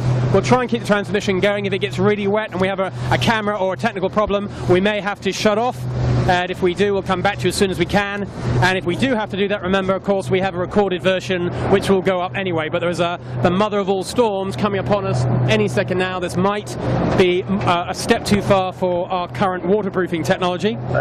See where we get to. Anyway, for now, we'll keep going. It's good races, Bob, isn't it? It's all livening up. Yes, there's wind. There's the water's flattening off as the rain hits the surface pretty hard. Breeze is increasing a little bit. And the new boat, Asco, that's the brand new boat last weekend, only second time out. They are currently second on the water. They're going to cross ahead of 7. A long way in the distance. I'm not sure if you can see it off the bow of Asco. Asco, just to the left, Elena. Asco, the boat you were on before. And on the far side of the shore, there is David Witt's Asco. I don't think Asco are going to come out of this too well unless the breeze gets to them. There you go. There's just the other side of Asco on the far shore, right in the distance. There's a red spinnaker. A long way away. We won't bother to spend too much time, but that is where Asco ended up. Sorry, not Asco. That's where Smeg ended up. That's David Witt's Smeg. He's hoping for the big breeze to fill. He's being very patient, waiting there, but I think it's all going to happen a little bit too late for him. He has got breeze now, though. I can now see him three-wiring, and he's jibed. Well, we'll see how that plays out. Come back to the leader. Back on our bow now. Here is Coco. You can see, I think, from the whoa, there is a hell of a bit of thunder and lightning very close to us indeed. And the camera's still working. Heroic work from our camera woman Elena, who's just not flinching or budging as the electricity hits the water, the rain hits the water, flattens the sea, and we're all wondering quite what we're doing out here. Anyway, here's Coco Thurlow Fisher approaching the mark. Do you think they'll just keep sailing it, Bob, or will they postpone it or abandon it? Or what do you reckon? What's the protocol here? Oh, boy. I mean, the lightning wouldn't entice you into thinking you'd want to keep going. A little bit of Let There Be Drums by Sandy Nelson, I think it was, that played that. So Coco is still another 150 metres to go. No, I think they'll keep going. I mean, this is a temporary downpour, but I don't think it'll be the last one either. So that's what you're getting at the moment in Sydney in December the 7th for the 4th heat. It's like the Caribbean, isn't it? It's really odd. We don't normally have, it's not normal for Sydney to have this kind of weather, but every day it's doing the same. Hot, humid, and pretty good sailing conditions. In the South Sydney Regatta last week, there's plenty of breeze every day, some fantastic racing, and then every night a massive dump of water, a massive thunderstorm. Hi, you're here. Hi. Behind the camera, holding the camera, is Elena, who's a lot wetter than I am, and is having to ignore the lightning, which is all up there somewhere, just behind me. And here you can see the breeze has really flattened down as this rain has come in. But yeah, I was talking about South Sydney just briefly on that. A great regatta. I mean, it's finishing today for all the kids, but the big boat classes, the Olympic classes, had some good racing. And in the moths, we had some very good moth sailors. We had Josh McKnight, world champion 2 years ago. We had Scott Babbage, who's been every position in the top 10 apart from first in the moth worlds. We had Tom Slingsby from Oracle Racing, who has got into the moths in a very serious way this year. He's selling moth for 4 or 5 years, but got into it big time this year with a bunch of his Oracle mates, and he was really quick. Oh, hang on a second, let's get out of the boat's way, as was Carl Langford, also from Oracle, and a bunch of other guys too. There's Glenn Ashby from Team New Zealand was there. Some fantastic racing, a lot of development going on, a lot of good conversations between the top racers. End result of it all, though, was Scott Babbage won that regatta with a bit to spare. Good all-rounder, good all-round pace. Josh Muchnick looked pretty quick. Fantastic boat handling from him, as we always see. But at the end of the day, it was a win for Scott heading into the Moth Worlds in Sorrento, Melbourne, in the second week of January this year. Anyway, enough about the moths. Back to the skiff. That was Further Fisher, who went round first. This is all closed up, Mark. Yeah. David Witt actually got out of jail over there. He just peeled his chute because it's edited. He did. Look at this. This is great. So that was Further Fisher first round. But as you said, here's Asco, the brand new boat, second about to go around second. But look to the right there, Elena. Here's David Witt, who's come out of the clouds, come out of the massive hard left tactical decision he made, and it's worked out all right for him. He went round fifth, I think I remember, around the first mark. He's going to go round third, very close between Asco and Smeg, and it'll be God Love at 7 is going to take the other boy. We'll just watch these two boats just for now. There goes Asco. A little bit slow on the drop, lads. Smeg flies in, of course, 2 sailing, so no spinnaker drop problem for them. They should get up inside them if they can get the boat rolling. Uh-oh, not quite enough power. So that's second and third, and if we just look to our left here a little bit, there's Cooper's going round, there's Mojo, there's God Love at 7. They took the other mark, and that's the advantage mark in terms of being upwind, because it's a massive left shift, but they don't seem to have the breeze. All that, I hope you saw that lightning just behind you. You probably did see it just then. The lightning came almost down to the water. That's an idea of the electrical storm we're in right now. So God Love at 7 went round 4th or 5th, so a pretty good run in the end for them. Not too bad. They lost out a little bit in distance, but gained a little bit in places, so not a bad result for them. But as Bob said, it's very close. I'd say this is closer than it was at the top mark first time around. It is, and yeah, so this is all to the effect of this storm, so they're going straight up at this point in time. Michael Coxon would be on lay at the moment. A bit of close work here. Yeah, it's going to will be very hard to see in this rain and this very bad light, but I can promise you the direction they're pointing in is exactly where the mark is. This is lay it in 1, and they're actually, probably, if you're the lead boat, you can crack sheet slightly.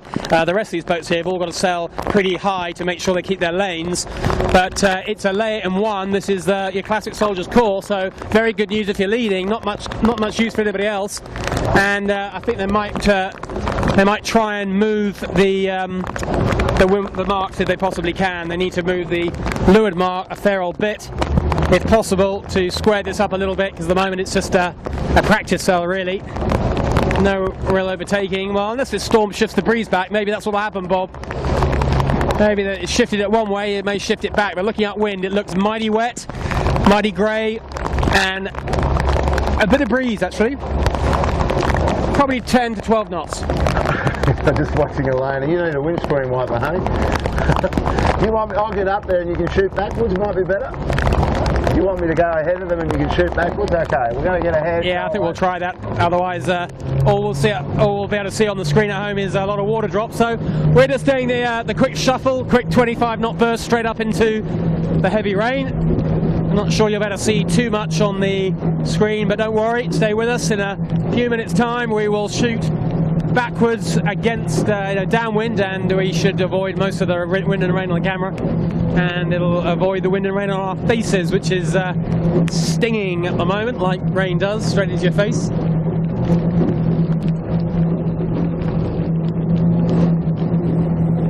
Just passing Smeg and Asco. They're the boats that went around side by side around that bottom mark, and there's not much between them even now.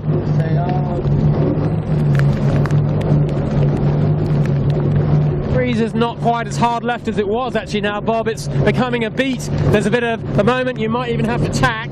Not much on starboard, but there's a little bit of starboard in it. But looking upwind, it looks mighty black and grey up there. The storm cloud's gone all the way down to the water. That is going to be super wet in there. And that's where we're going. Yes, unfortunately. So, Elena, I'll just stay on this side of these 3 boats. You might be able to pick up. That's the race for 2nd, 3rd and 4th. Michael Coxon is in front of us, and we'll let him stay there. But we'll give you some vision here. Elena can keep her back to the rain. Is that better, Elena? Okay.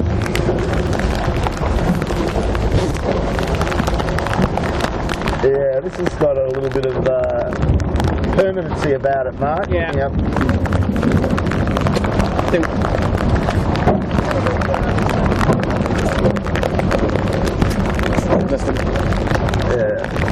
Just looking out there, it looks pretty foreboding upwind. It's black and it's dark and it's very wet, and not quite sure what the wind's going to do, but we're going to have to keep half an eye on equipment that's got a long season ahead of it. Not sure how we're going on the waterfront. Things seem to be working still right now. I'm quite amazed, but they are. On the race course, just what's happened, well, as I was saying a little bit before, the breeze has shifted to the right, which means it is sort of a beat. There will have to be a tack, 90% of it support tack, but there will be a bit of starboard. There's got a lap at 7 right in front of you now. They are with the big rig, without the sleeve, so decent workout for them first time around.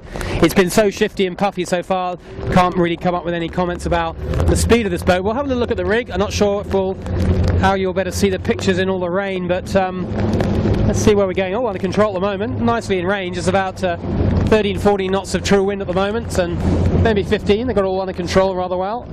Big hiking going on, everybody on tippy toes. Big Sam Newton on the front there, giving it all the riding moment he can. Little bit of inversion off the mainsail. We can look, if you look up the mainsail, you can see a little bit of flapping going on, but that looks a very flat sail indeed.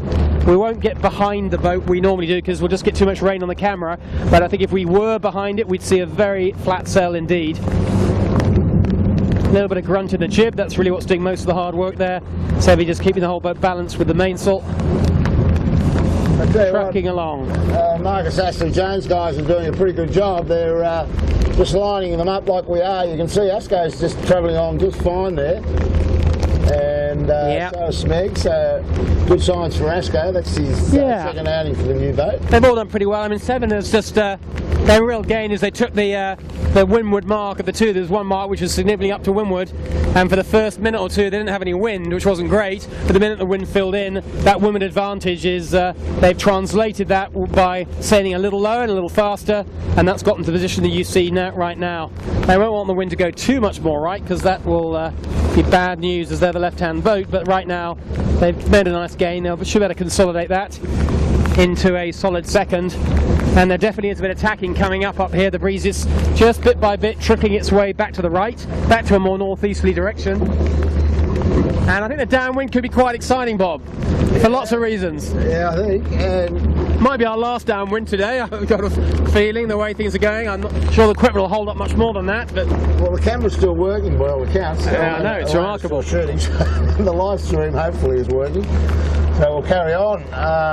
But yeah, what's developed out of all of this is we've got the old competition between Mr. Coxon and the Gotta Love It Dream Team shaping up here, Mark. So you would like to think that Sebi would want to get to Mr. Coxon on this next downhill, and we'll be back in the combat zone again with David Witt having a sniff, and Marcus Ashley Jones is in a nice position, and Rag and Famish with Hugh Stoddard not far away from this little bit of action either. That's it's a good race because it's unpredictable, isn't it? Yeah, it is a bit. It's been a tough old beat for Smeg, David Witt's boat, because they were just behind Asco. They can't tack away because it's a one-sided beat. It just would be a massive loss at any time to send on starboard before, and it did look like they're going to lay him one. He had to just follow, so he's basically been following Dirty Air the whole way up here, which is why he's just slipped back from Asco. So I don't think we should be reading too much into the performance of Smeg on this particular beat, but the scores on the doors is that 7 have had the best of this group. Asco's probably the next best out of the group, followed by Smeg. And we're going to see 7 tacking. There's Asco's just tacked now. 7 will be tacking reasonably soon. Maybe go a little bit into this beach. This beach here is Camp Cove Beach, which is just off the corner of Watts's Bay. Nobody sunbaking there at the moment. Yeah, normally that's a very popular spot on a Sunday afternoon with the motorboats drop their anchors and the lovely beach. There's a nice cafe in the corner. Do a nice sandwich and a cup of coffee if you pop in there. Good beach for swimming as well. We don't often come this far up at Sydney Harbour. We've normally gone around the Women Market and we're hurtling downwind at this point, but this is a rare course today, a chance to, only the visibility was better, we'll give our viewers a chance to see the rest of Sydney Harbour, but I know you won't be able to see a huge amount. Now, Michael Coxon's got a problem with his jib. Coggo's got a real problem, isn't he? He's got such an enormous lead, he can afford to spend a bit of time on boat work, but I'm pretty sure there is a fix going on. It looks like the jib sheet has, or maybe a jib car has come unattached or something. Anyway, we'll get up in close to see if we can find out what the problem is. He's on ley line for the Women Mark, but he can't put his jib in. Oh, they're holding the jib by hand, so I think maybe the fitting on the jib has pulled out. I know they're working on the jib car on the bow. That's Dave O'Connor, is it? No, the bowman, that's Trent, holding it by hand. If they can just get to the Women Mark, then maybe they'll try and fix it as they go downwind. Wow. He is, of course, spending up his lead awfully quickly, and they don't want to have to tack without a jib, because it'll be very hard to tack skiffs with no jib. There's the Women Mark on the bow. You can see what he's trying to get to. He has got left to right tide helping him to get up to it. The moment he's not quite laying, he'll be awfully keen to get to this mark and not have to double tack. That will be expensive. David O'Connor's the jib track right now. A little bit more shooting, David, if you can just... Pull it as hard as you can, lads, and that's where Further Fisher. Just a quick look to the left, Elena. Let's look at God 11 at 7, hurtling up behind us. There's God 11 at 7, coming right up towards us, and they are closing in on Thurlow Fisher awfully rapidly. Now back to Thurlow Fisher as they approach the mark. They did lay the mark. Good work, lads. Super job, managing to do a fix, and the bear away. If they can get the bow down without a jib, that's always a problem. Got to get the bow down. Oh, no, that's hot.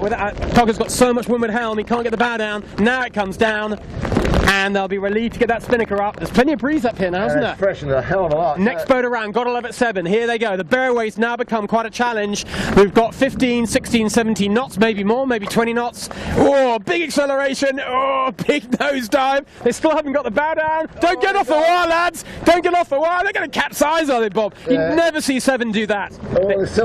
They came off the wire too soon. Sebi hadn't got the bow down. There'll be a lot of vocals going on board that right now. I hope you got the chance to see that in this bad viz. That was God 11 at 7 right on the skinny edge of control. Next in is Asco, the third boat around. This is a really tough bearway. A big bow down. That was never going to happen. A massive dump, and something's broken. There's a broken rig, possibly. I heard a big bang. David Witt Smeg. That's their chance to get the bow down. Oh, they've lost 2 crewmen, and another one goes. 3 down. Thurlow Fisher, the only boat sailing downwind right now. Everyone else has capsized. 7 have capsized. Smeg have capsized. Asco are upside down. Possible broken rig. Here comes Cooper's. How will Rag and Famish get round this minefield of boats? Well, they've got to go to weather for a while. I hope they do. I hope we get any injuries. Stay up high, lads. Keep it under control. Hugh Stoddart about to earn his keep if he can get the bow down. Here we go. Oh, that looked beautifully controlled, actually. Very smoothly done, lads. Really nice work by the Rag and Famish. This is like a graveyard up here, Bob. Well, it's a very wet graveyard. It's a proper here, and the next boat in is going to be Mojo and Panasonic going toe-to-toe for this mark rounding. It's full on. Panasonic look like they're going to, approaching at speed. You don't want to do this manoeuvre down speed, that is for certain. There's a lot of breeze, it's flat water, which fun enough almost makes it harder. You almost need waves to get the boat surfing, to get it downwind. Oh, go John O. Here goes John O. He's going to choose his moment to get the bow down. Going to choose his moment. That's the Lumix. They're waiting, they're waiting, they're waiting. Oh, don't go yet. They'll wait till you can get the bow down. Let's see how Mojo did. Stay with Mojo, stay with Panasonic. Let's see how they do it. They're waiting to find the time to get the bow down. Oh, Panasonic's just reaching. They don't want to have to do it. Oh, and Mojo goes, and that's not going to work. And another one. Another kitchen maker's gone as well. Oh, and a kitchen maker to our left is gone. And Panasonic looks like. Let's get back to Panasonic if you can, Lena. A long way away, I know, but let's see if we can follow them. They are just reaching across there. One boat behind us, Bob. We've got a bigger occasion in front of us. Yeah, okay. Watching again. Back here, Elena. Another rounding round the mark. Let's see how Appliances Online go. That's Appliances Online going round the mark now. Oh, Mika Lane and his team. Mika did a beautiful job there. He'll be looking at the carnage, thinking, what's gone on up here? Well, we've still got a bit of... It's got a minefield we've got on. Okay, here comes Hire. Next boat round. Let's watch this boat as well. They look out of control to me, Bob. Flapping sails. The boat's all... No, it's got too much main off. Well, the trouble is they think they might have even dropped the main. They've got the main back on now. They've got to choose their moment. They need to be up speed. You can't do this slowly. Get the jib off. Here we go. Jib off, main on. Oh, a lot of chat on board, a lot of blind panic. They've all got the wrong rigs up, of course. Now that the breeze has come in, everyone's overpowered. It's just about, well, it's easy to say for us, but you've just got to do the basics right, haven't you? Don't bear weight till you can, keep your weight back, get the bow down, get the boat released, and make sure you do it all at speed. Well, they're really struggling, and this is a hard manoeuvre, let's be in no doubt. There is, I mean, it's hard to call the true wind because of the rain that we've got here, but it's of the order of 20 knots, probably no more than that. I mean, it looks like it's more with all these capsizes, but I'd say it's 20 knots, but dead flat water. Well, these boats in front of us have still got to get upright and then bear away again with pace. Well, here comes the next one. We may as well stay here and watch what's going on. I think this is a good place to be, isn't it? And also, Elaine is pointing mostly downwind, so hopefully your screen's good. Higher just went down. Yeah, high attack. That was going to happen. Here goes Ilvi. Well, we might want to clear out of here a little bit. Give them these guys John Winning. John Winning needs a bit more room, I think. Yeah, good work. Good backward skills by our boat driver here. We're going as back as fast as we can. Yeah, we're going as back as now. You want maybe forward now, Bob. I think forward's good. Oh, and Ilvi capsizes, that's a big one. He doesn't know what to do, the poor cruiser. Now, look, round to your right, please, Elena. Here's Yandoo. John Winning, one of the best in the business at bearing away in these conditions. He's going to choose his moment. He's waiting and he's waiting. He's got two on the wire. He's in. Let's see what he does. He's sailing away from us in the rain. We'll stay with him as long as we can. I want to see how he does this. He's usually very good at this. Oh, what's going to happen here? He's going to sail into the distance. I think Compass Global's okay, in plenty of trouble. Well, back round to the mark here, Elena. We're going to cancel. Let's look at it. We've got DeLonghi coming straight at us here. Simon Nern. Let's see how Simon Nern does this. Simon Nern is one of the best heavy weather skiff sailors as well. He's very good in this stuff. Can he pull it off? Simon Nern, here's your moment, my friend. No, he can't. He's in the drink as well. Boy. I've just seen Gotta Love It 7 right the boat and immediately capsize again. And now we've got a whole bunch of guys in the water. Boats about to mow them down. Heavens above. Chaos, my friend. It's a full on day. Here's Harry Hamlin. One more to look at, Elena. Here we go again. Harry Hamlin. Can Harry do it? A load of breeze. He's not sailing with his regular crew. That doesn't make it easier for him. Well, if Harry could bear away and set his spinnaker, he could end up in the top 3 in this race. Because everybody else is pretty much upside down. I don't think that's on his mind right now. Here he goes. Here he goes. He's choosing his moment. He's got Dan Phillips. Well, he doesn't want to break. Doesn't want to break the boat. He's thinking about the rig. He's thinking about the sails, and he's just wondering. Hang on a second. How do we get back in one piece here? I think he's got to go downwind at some point, though. I don't think there's any alternative option really. Oh, this is quite a graveyard, Mark. This is a full graveyard. Our compass markers have just capsized again. And Harry Hamlin trying to find his moment. He's so far away from us, we may not better see it. I see he's going for it now. They've eased the jib. And a bit of blue sky finally coming our way. Ooh, celebration of Thunderclap. Yeah, luckily that thunder is, I think, further away than it sounds, just because I haven't seen the lightning, so I'm hoping it's either right on top of us or a long way away. I'm hoping it is the latter. And around us, everywhere we look, I mean, we're just going to try and give you the best vision we can. It is hard because there's so many things to look at and there's a lot of rain, but anyway, let's see. There's Asco trying to right. There's Gotta Love It 7 to the left there, Elena, just trying to right themselves. As I said, they did get the boat upright. They sailed off towards Camp Cove and immediately capsized all over again. Well, so these guys have got a long day ahead of themselves. Mojo's got to shoot up. Let's go and chase him. Yeah. I've got a feeling Michael Cox is still afloat, but his big problem is he doesn't have any tip sheet. I saw Michael Coxon. I also saw Smeg, and I saw Rag and Famish all hurtling downwind. So Smeg managed to right themselves, and they stayed upright after that. I think they're the only 3 that have got away from this pack. All these boats you're looking at have capsized already at least once, but these were ones that have made the fastest recovery and got themselves going. It's a big test today, that's for sure, in all sorts of ways. We've got an outgoing oiler, I think. We've got a pilot ship, we've got a Manly ferry on our starboard quarter, and Mojo lighting it up in front of us. Try and pull into him. Man, this is quite a day. I'm drenched. How are you going, buddy? You drenched?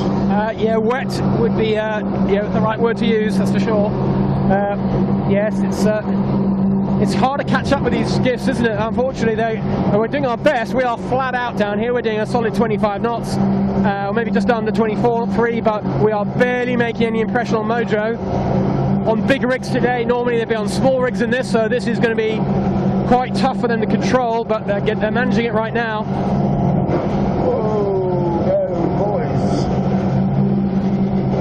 Not often these skiff sailors get to use a big rig downwind in 20 knots. They've always gone with the small rigs by this point, so this is a whole new experience for them. Good work by the Mojo guys, keeping it all together. I tell you who's going well is Johnny Sweeney on the kitchen maker. They're really hauling ass down there. Oh yeah, absolutely right. They're doing really well. And I'm just looking at who's managing to come upwind right now. I can't see Furlough Fisher. I can see Rag and Famish.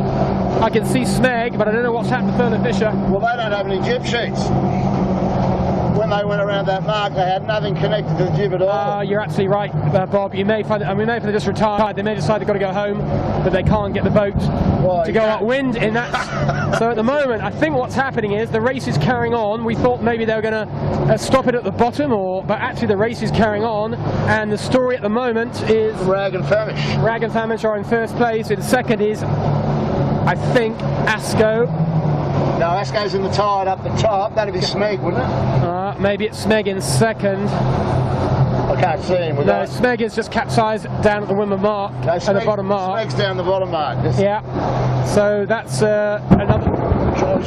I close that. That's a bit of thunder, not too far from us. I tell you, he's doing well. So Plants was online. That's what it is. So Plants was online. They got the bow down. Who did get the bow down eventually?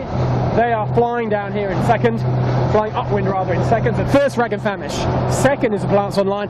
Third is Smeg, who managed to capsize the bottom mark for some reason. I think it's Furlough Fisher who are down there at the bottom mark, capsized, trying to effect a repair to their jib. But there's plenty of breeze here. I'll tell you who's doing a great job, Ollie Hardis. He's still upright, mate. He would have got in up there, but they've obviously got it out and reset. Oh, anyone who's down here at this point are doing fantastically well. They've pretty much all gone for a swim, but there's a kitchen maker in all sorts of trouble at the bottom mark. So we'll watch how these guys come in here. Kitchen maker have lost one of their crew overboard as they approach the bottom mark. I'm sure if you can see that there. There you go, Elena. They've lost one man overboard. It's like a Hobart race. And the other two crew are trying to get back to him. The boat capsized the other side. I think that's Furlough Fisher trying to fix a jib. It's just windy and puffy. There's Mojo trying to round the boat up when there's more wind than they really want. And they've got to get down. Oh, look at this. Here goes Mojo. Let's watch the Mojo going round the mark. Remember, this is a leeward mark. They've got to somehow bear away, get round this thing, and jibe. Oh, you go round the other mark, lads. You're making this hard for yourselves. They're going to try and jibe and get up inside Furlough Fisher without hitting the rig. Nice job. Just turn in time. And that's that. And then the next boat round is Ilvy, who's going to go around the other leeward mark, which is probably a wise move. Good decision, lads. Maybe we'll just wait here for a little bit, Bob, and see who else manages to find our way down here.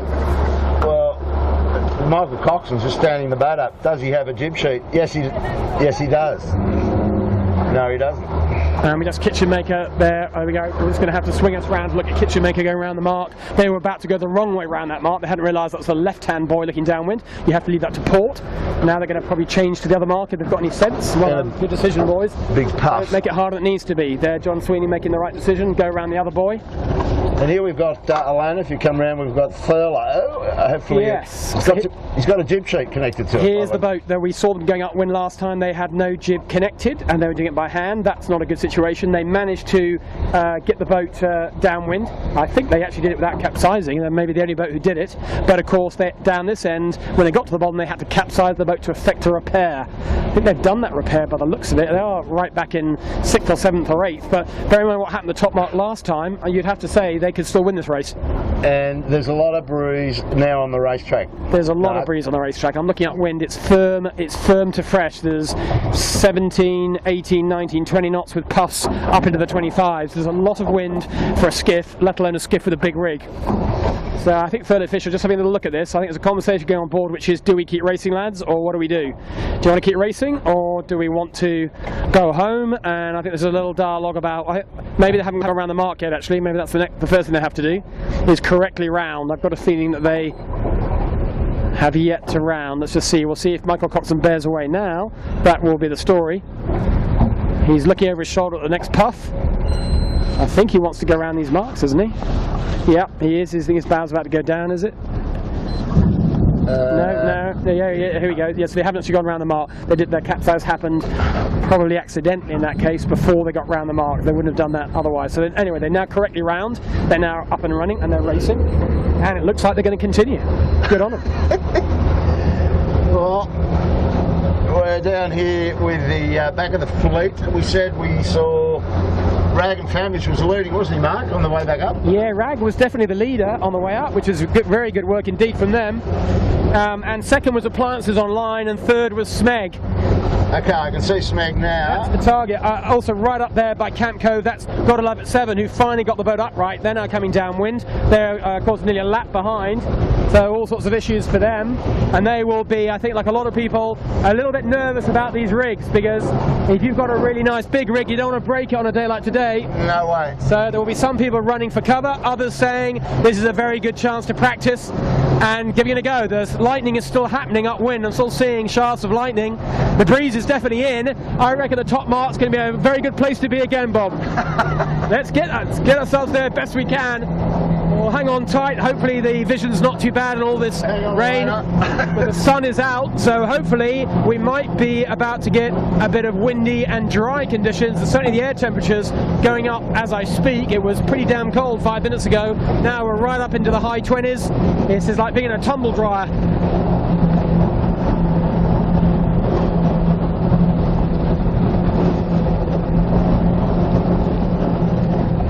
Hacking upwind, the boats in the distance, you may pick some of them up. The boat to the left with the red spinnaker, that's Gotta Love It 7 coming downwind for the first time. So obviously no rig damage for them, otherwise they wouldn't put a spinnaker up, so that's good news for them. Not sure if they'll bother to complete the race, being so far back. They'll have to take a view if it's worth it or not. But you can see from the white caps there's plenty of wind here, and wind against tide as well. That'll make the mark roundings quite exciting. Run out tide and a pretty good wind as well in the opposite direction. And the boat to the middle of the screen, that's Smeg, and they are actually look like they've now overtaken Appliances Online. I think maybe Appliances had a problem on the tack or something, because Appliances were a long way clear. Not anymore. So Rag and Famish are leading. They are in the distance. The black sailed boat right up, right in front of us, just to the right of our bow. A long way away to see, but I can see them against the green cliffs of Camp Cove. That's our leader. The battle of the second and third is between these two boats close to us here. Appliances Online right in front of us, Smeg to our left, and Appliances Online doing a really nice job here in second. Actually, they are still ahead of Smeg. Excuse me for saying they dropped behind them. I think they've got women advantage, and Smeg wouldn't cross them. So that's a good battle. We'll see how that develops. But for now, the interest is what will happen when these boats try and bear away for the next time around. And also, I'm seeing, Bob, up here, quite a few boats still up here from the last time round. There's at least 4 or 5 capsized skiffs who are still up here, finding it a real problem to get their boats downwind.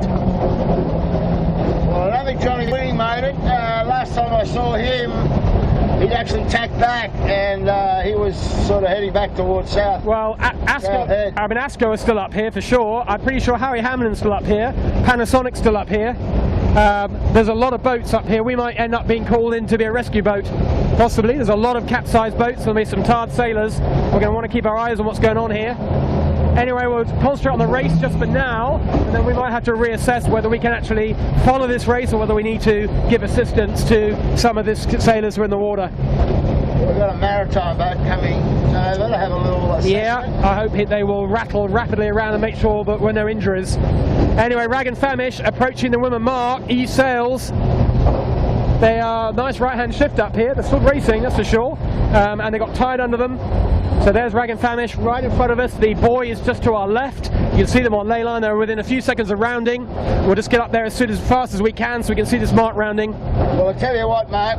Hugh Stoddard and Sharko and Peter Harris, they were the smoothest of all going the Bearway last time. I agree. I absolutely agree. I mean, they're not here by accident, but here we go again. Second time. It's not quite as fruity as it was last time, and there's a little bit more of a seaway, which I think might actually help them. I think they Here we go. Take your time, lads. Take your time.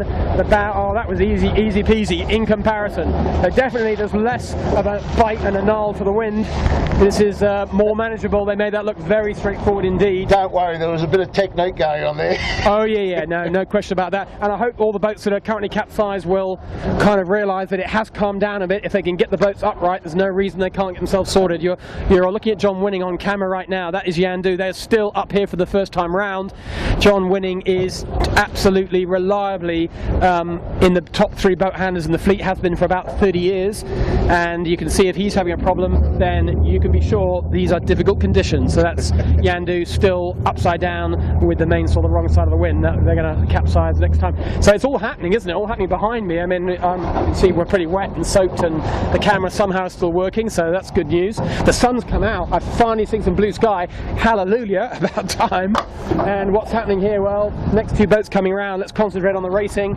We've got Smeg and we've got a Plancers Online. The Plancers Online have disappeared. They've capsized, actually, have they? Oh, no, they're right. They're off there. Well, we'll stay here. Here's the mark right in front of us. And we'll wait till the boats get to us. It's going to be a close call between Smeg and a Plant. I think a Plants has got a problem, actually, Bob. I've got a lot of the jibs flapping like crazy. They may have a problem with their jib as well. It's back on now. They've just got a bit of puff over there, I think. Oh, you may be right. It is pretty fresh, isn't it? I think that little light spot we had before, which was beautifully timed for Rag and Famish, has well and truly gone, and it's fresh all over again. This is one of the problems in these sort of boats. Anyone who sails high performance boats knows when it gets fresh, upwind is the easy thing to do. Downwind, it's very hard to get the boat to turn downwind and to get away from the breeze. So when it's like this, you tend just to keep trucking along upwind to wait for your moment. This is interesting. This is the 3rd rounding of the 4-lap course. I'm wondering if wouldn't be a bad idea to just shorten this and finish it on this downhill. Well, I think you're right, because I think, to be honest, we might run out of runners and riders pretty soon, because we are losing boats. So let's watch how these guys do. David Smeg has cut the corner. He spotted the fact there's a massive right shift, and he tacked a lot sooner than a Plants Online did. Well, the 2 good things about that are, number 1, he's cut the corner and he's overtaken, but the other good thing is he can sail nicely upwind here, whereas a Plants is going to have to 2-sail reach to get down to the mark. They've overstood it by that much, and 2-sail reaching in this amount of breeze is seriously hard. Now David did a mighty fine job of capsizing last time. It was quite spectacular. He did indeed, and we know that he's also another sensational boat handler. If he capsizes, there is a problem. Here we go. Let's see how the lads do. He'll want more boat speed than that. He's got no boat speed. Yeah, that won't do. He needs to get the bow down. We might want to keep moving here, Bob. We might want to keep moving here. That's it, now he's okay. Alright, that's all good. Here he goes. He needs to get the bow down. He wants boat speed. Watching, he's looking over his shoulder, he's looking for the puff. A lot of chat on board. Here he goes. Big commitment. Great commitment from them. Great commitment. If they can just too much. Oh, they're really good effort. They lined it all up beautifully. Yeah. Just had too much weight up the front of the boat. I think that was the problem. I think the boat decelerated, and I think the bowman fell forwards, and then it was terminal. But this is seriously hard. You need a bit of luck, you need a lull, you need the right wave shape, and here comes the next contender. Plancers Online. Michele. Good luck, Michele. Look at him. He's hovering, waiting for his moment. Well, he did it last time, so he'd be buoyant. He's well and truly round the mark. It's just a question of choose your moment. We might need to manoeuvre here, possibly. Bob, I don't know what he's going to do, but he might just want to keep going this way for some time. He's stalling. He's thinking about it. He's thinking, what if I wait here for 10 minutes? Then eventually I'll find a lull. This is really tricky. So he's hovering, he's waiting. When the moment comes, he will accelerate. Forward. Yeah, I think forward is probably a good idea. He will, when he's ready, he will pull the trigger, build the boat speed, put the bow down, fingers crossed, and hope it all works out well. Look at this. This is fascinating sailing. If you haven't sailed a skiff before, you'll be wondering what they're doing. If you sail high-performance boats, you know exactly what they're thinking, what they're feeling right now. Well, it's a nervous time. They've got no mindset for it at the moment. Well, they've got no rush either, because they're a long way clear of the next boat round. Mojo's are still 4 or 5 minutes from getting to this mark. Here they go. Oh, that's way too. That's never going to work. That's, I'm afraid, no boat speed at all. Look at that. Fantastic flip up. Great shot, actually. Look at that. Beautiful shot. But yeah, well, you don't have to be an expert to know that that was never going to work. They were well down speed, and there we go. That's another one in the tide. But they are, technically speaking, they are 3rd on the race course. And let's have a quick look at David Witt just behind me here. There's David Witt trying to right his boat. He's still 2nd. Rag and Famish, we think, are still heading downwind. I'm just trying to check on the horizon if I can scan and see them. I think they are still, no, I can see a few boats capsized there, but they're not sure if they are still upright. We'll get back to you with that when we know, but for now, this is David Witt, here is Smeg, trying to get the boat upright. I can't see Rag. Unless well, it's so dark and it's so dark they could just be in amongst the darkness in the background, but having said that, it was mighty fresh when they went downwind. Anyway, we're just with David Witt's Smeg. If he can get it up right, then he's got to do, so we've got to do a bear way. Right, at us. Bow down. Well, yeah, we'll be getting out of here pretty damn fast. We are nicely on his ley line, aren't we, for a bear way. The other problem, of course, after this is you have a very heavy wet spinnaker, a lot of water on board. That actually makes the whole job a whole lot harder. Here we go. David Witt's lining up now. We want to get the water out of the spinnaker. Look at that. Look at them trying to clear all that excess water, excess weight. They'll want to get organised, that's for sure. Build the boat speed before they bear away.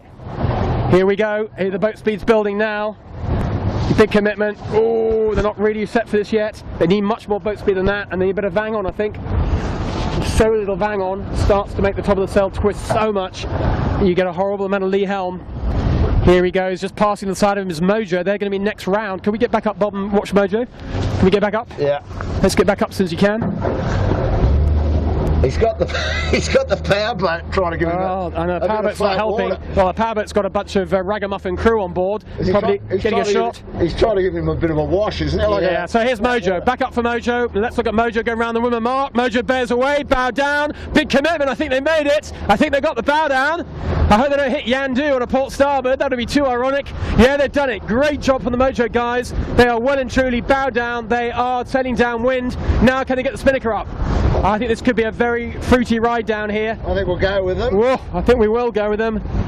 I think this is going to be a fantastic ride. Great job by Mojo guys to get that kite up, to get the bow down, and to be with the mast pointing upwards. Fabulous job.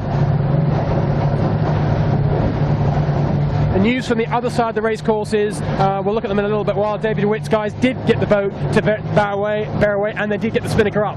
So he is heading downwind, as is the boat in front of us. This is Mojo.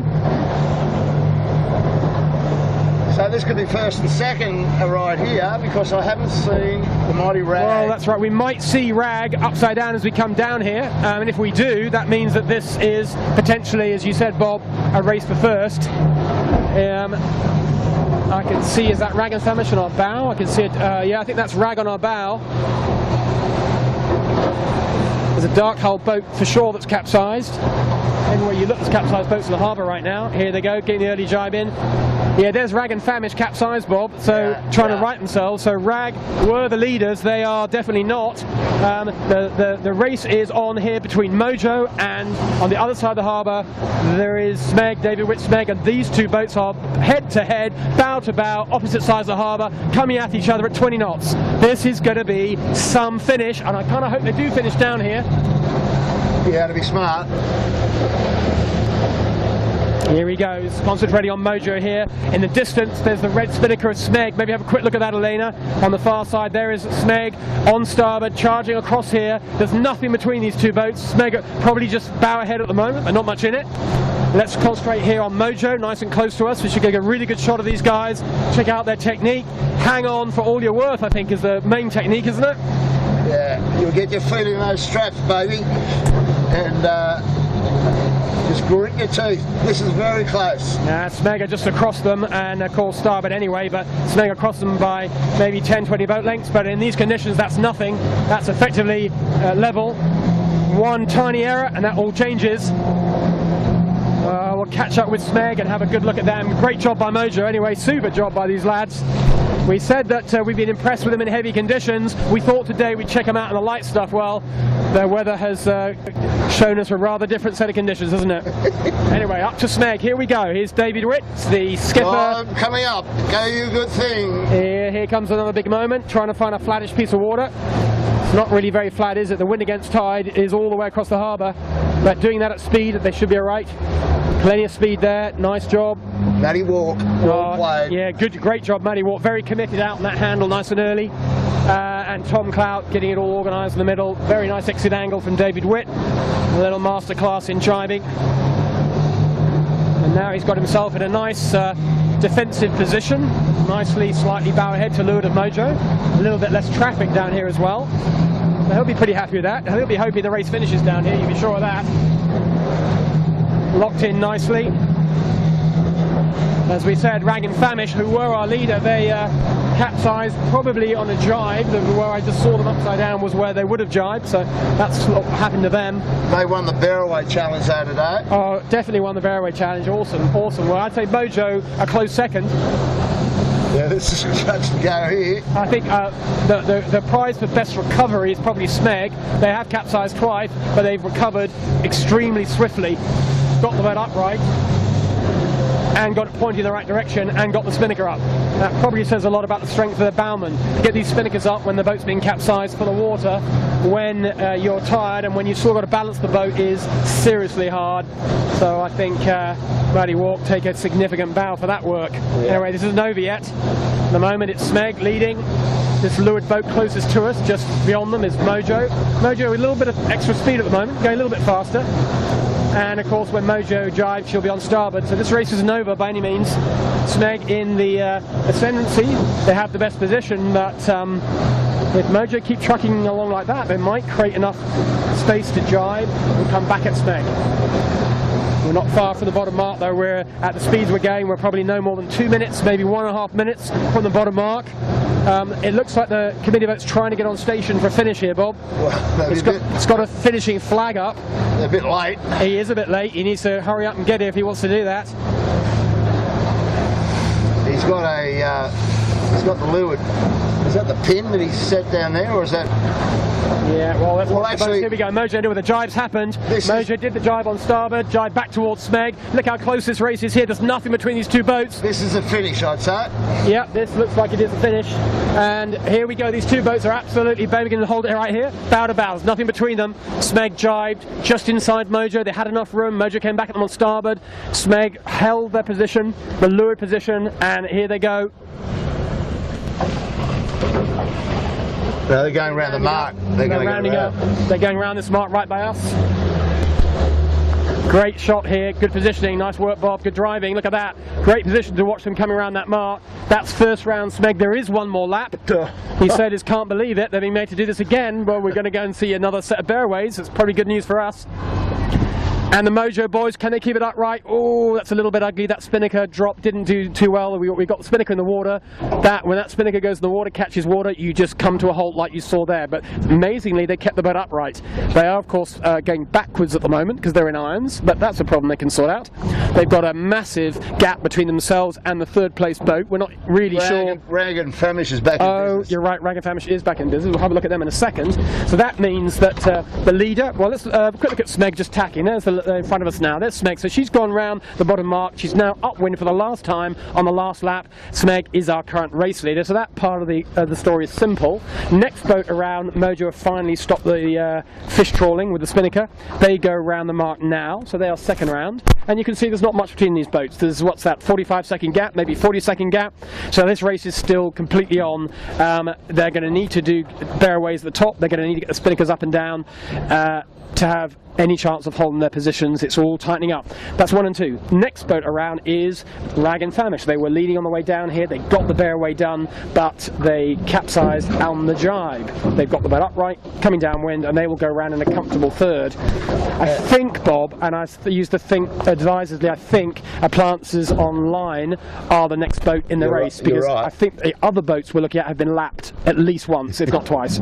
They had a major bath, but they've obviously got it up and set the shoot, so they're still in this game. Yep. And the breeze has softened, of course. We're now right back into normal big rig conditions, so psychologically everybody's got to stop thinking about the terror of the top mark and runt the boat up, get back into fast mode, start thinking about tactical racing. We're right back to how it was at the start. Maybe a little bit more breeze, not much, 10, 11 knots. It's a beautiful summer's day. In fact, we've had every condition. This is like Auckland. We've had the lot. The only thing we haven't had on board is Bob Marley and his band. Yeah, well, that might happen soon. Rag and Famish go round the mark, choose the left-hand one. So they are our third place boat. John Winning's Yandoo, he's at least 1 lap behind, maybe 2. So we can see him going around the mark, but he's not in this race. I'm glad he's carrying on racing. There's obviously no injuries, no damage to the boat, just an awful lot of difficulty righting in all that wind. So Yandoo are, I don't know, maybe 15th or so. I suspect there'll be a lot of non-finishes today. There goes Yandoo. They go round, and the next one round will be a Plances online, and then I think we're going to go upwind for one more time, aren't we, Bob? I thought we wouldn't be. I thought we may as well. We may as well and see how the race unfolds. We've got an interesting tactical race happening here. We've come this far. We've had plenty of good opportunities to bail out, so we stupidly didn't take any of them, and we can hardly leave now.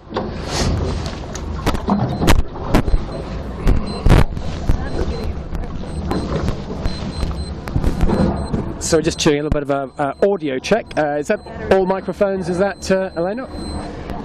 Is that battery? Do you want to do a battery? Sounding better now. It may just be the general moisture on the wires, moisture on everything, moisture on this rather sad microphone.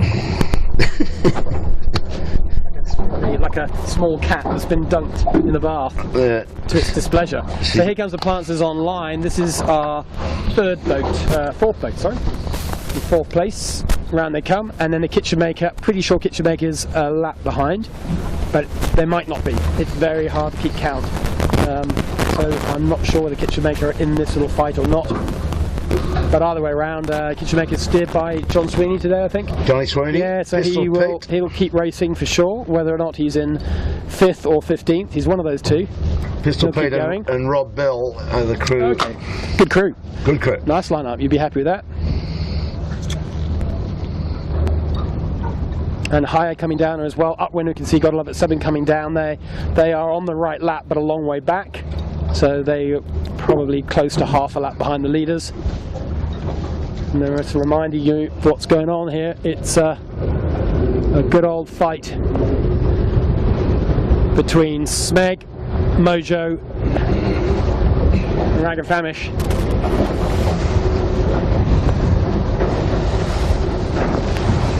There's a kitchen maker, gets attacking, starts heading upwind again.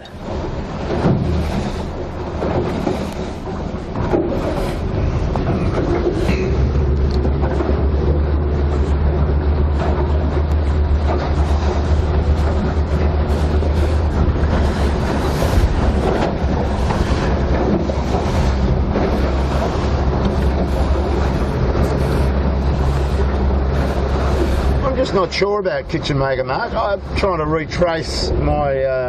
Well, it's possible they are still on the winning lap, because I know they did have a swim, but if they only had one swim, then they are probably on the right lap.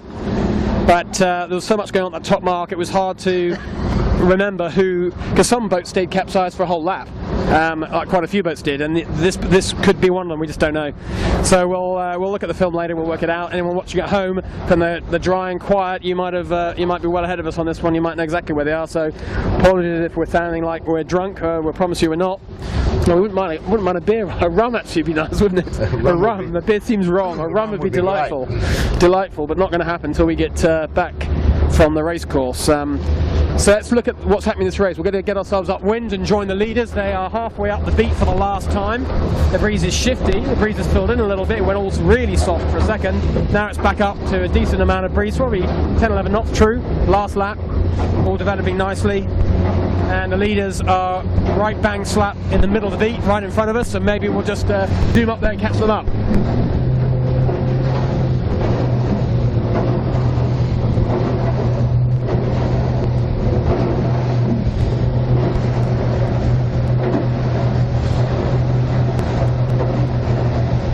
Pretty much the sort of breeze we started in just after the start. It's in the same direction, Mark. So yeah, very similar. A little more chop.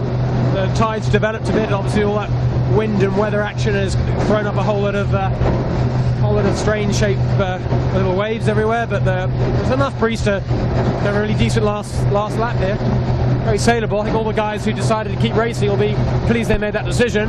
Pretty easy to decide to go home halfway through it. But these guys are made of stern stuff, and they all treat this all as good practice, all good training for the big event in February. JJ Giltnam.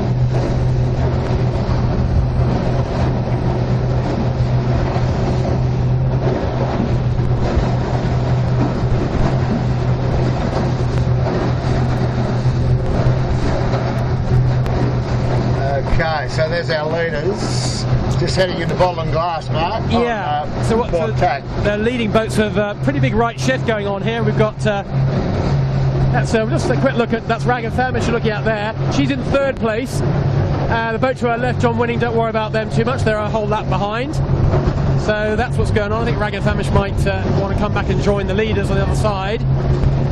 Ragged Famish in third. They still could have a bit to say here. But there's a bit of a because on the other side of the shore there's a big right-hand shift. That's what our two leaders have gone for.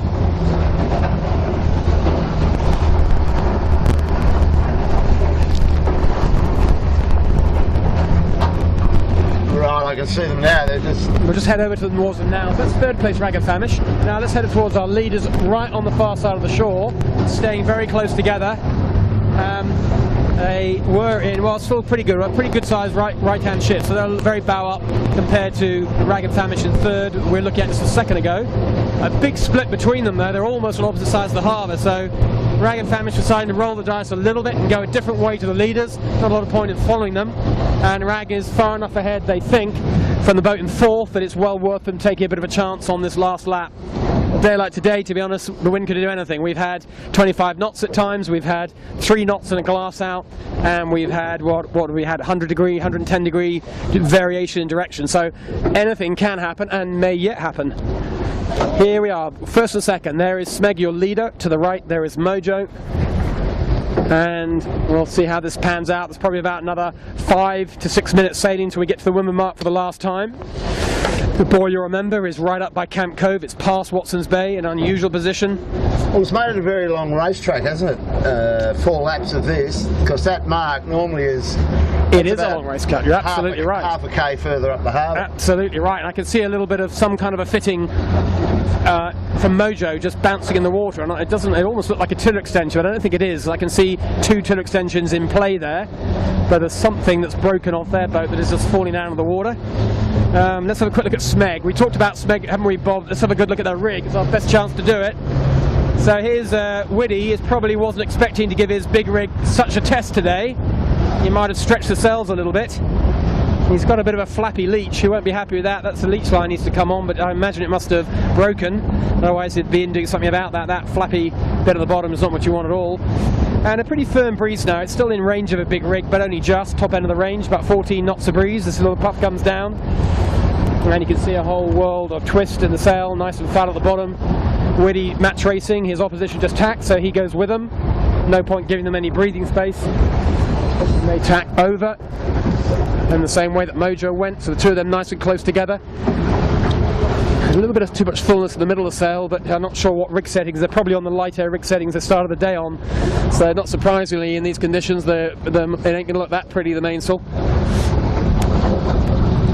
But not looking too draggy. At least you can get most of the drag out when you're up range. That solves most of your problems, even if you've got more depth than you really want. Now have a little look again and see if we can have a look at their jib here, Bob. Let's see what their setup is looking like. Mojo tacks again. Nice little boat race, isn't it? Mojo doing the right thing, making sure they tack well before the ley lines. Well before the ley lines here. Through the gap, nice work. Now a little slow attack from Smeg, so you'd have to say at the moment with this little mini tack fest Mojo gaining. Mojo a little bit slicker boat handling in this stuff. I think we might see Mojo throwing a few more tacks in here just to keep asking questions. They've got to be careful in this right shift. They're going to get to the right hand ley line awfully quickly, particularly with tide under. So Mojo doesn't want to spend too much time on port. I tell you what, Rags come right into these two, one way or another. Have a quick look at Rag there, just to the left. There's the sail, the boat with the black sails. There's Rag. So that's the third place boat coming straight at us now. She's closed the gap, hasn't she? Big time. A bit of work to do to get into these two, but if there's a bit of a mistake for one of these two, well, and if she chooses a different side of the run, which I almost guarantee you she will do, just to spice things up a bit, then Rag could be in this. At the moment, she's in a pretty respectable looking third, but Mojo and Smeg closer together than ever before. No doubt Mojo are coming into Smeg a bit here. I think it's mostly the boat handling, but also a little bit the rig. Smeg looking a little bit more overpowered, slightly full of mainsail, finding it harder to get rid of that power. Mojo, much more under control rig, much flatter all the way through. Very little inversion from them. So if we can, we'll get a chance to look at their rig as they go past us next time. But no question that a little less drag, a little faster. They have to tack soon. There's a bunch of rocks here. It's called Sour and Pigs, a little reef. Sydney Harbour's own personal reef, right bang in the middle of the harbour, so certainly one you'd want to know about before you came up here for the first time. It's tightened up now. And hasn't that tightened as well? So Mojo has to tack for the reef, but will want to go again soon. There they go, because they're going to run out of runway. So a proper little match race. Nice work by Mojo. As soon as they can, they throw the tack in. David Witt trying not to get suckered into a tack fest here, but he's got to be careful. Doesn't want to give them too much runway. And he's got rag on his hip as well. Well, yeah, I think yes, he has, but he's got to really want Mojo now bow forward. Next time they come back on port will be probably a nice little aggressive duck from Mojo, and all of a sudden we got a full race situation on. So just watch Mojo here coming into this. Mojo will have to tack again, or actually they can just slip past the rocks. Just slip past, that's the Sound Pigs reef just to their left, where that little white boat, the little fisherman set up. Get some nice fish by the rocks. There's Mojo. Women mark about 2 minutes sailing away to give you a sense of where we're at. Remember, there's a women mark for the last time. And this is, the breeze is just clicking left. That's very good news for Mojo on the left side of these two.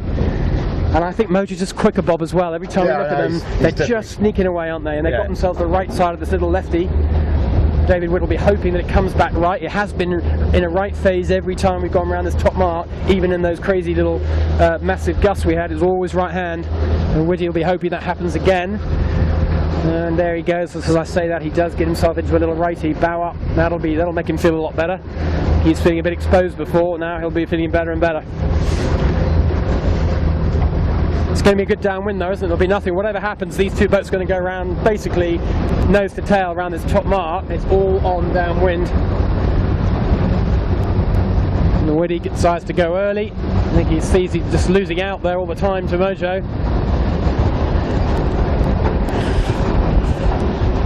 Kind of thought he might have just waited and waited. I think he could have stopped Mojo tacking then. Thought he might have taken him all the way to the ley line, but decided to go plan B. Ooh, Mojo dropped the main sheet. Ooh, lads, don't do that. A little bit of pressure maybe. Under pressure, they reckon they got themselves in the lead. Done some really good sailing, and all of a sudden it's getting maybe just a little bit too much. Let's hope they can hold it together. At the moment, I reckon they're ahead. I don't think Smeg can tack and get to them.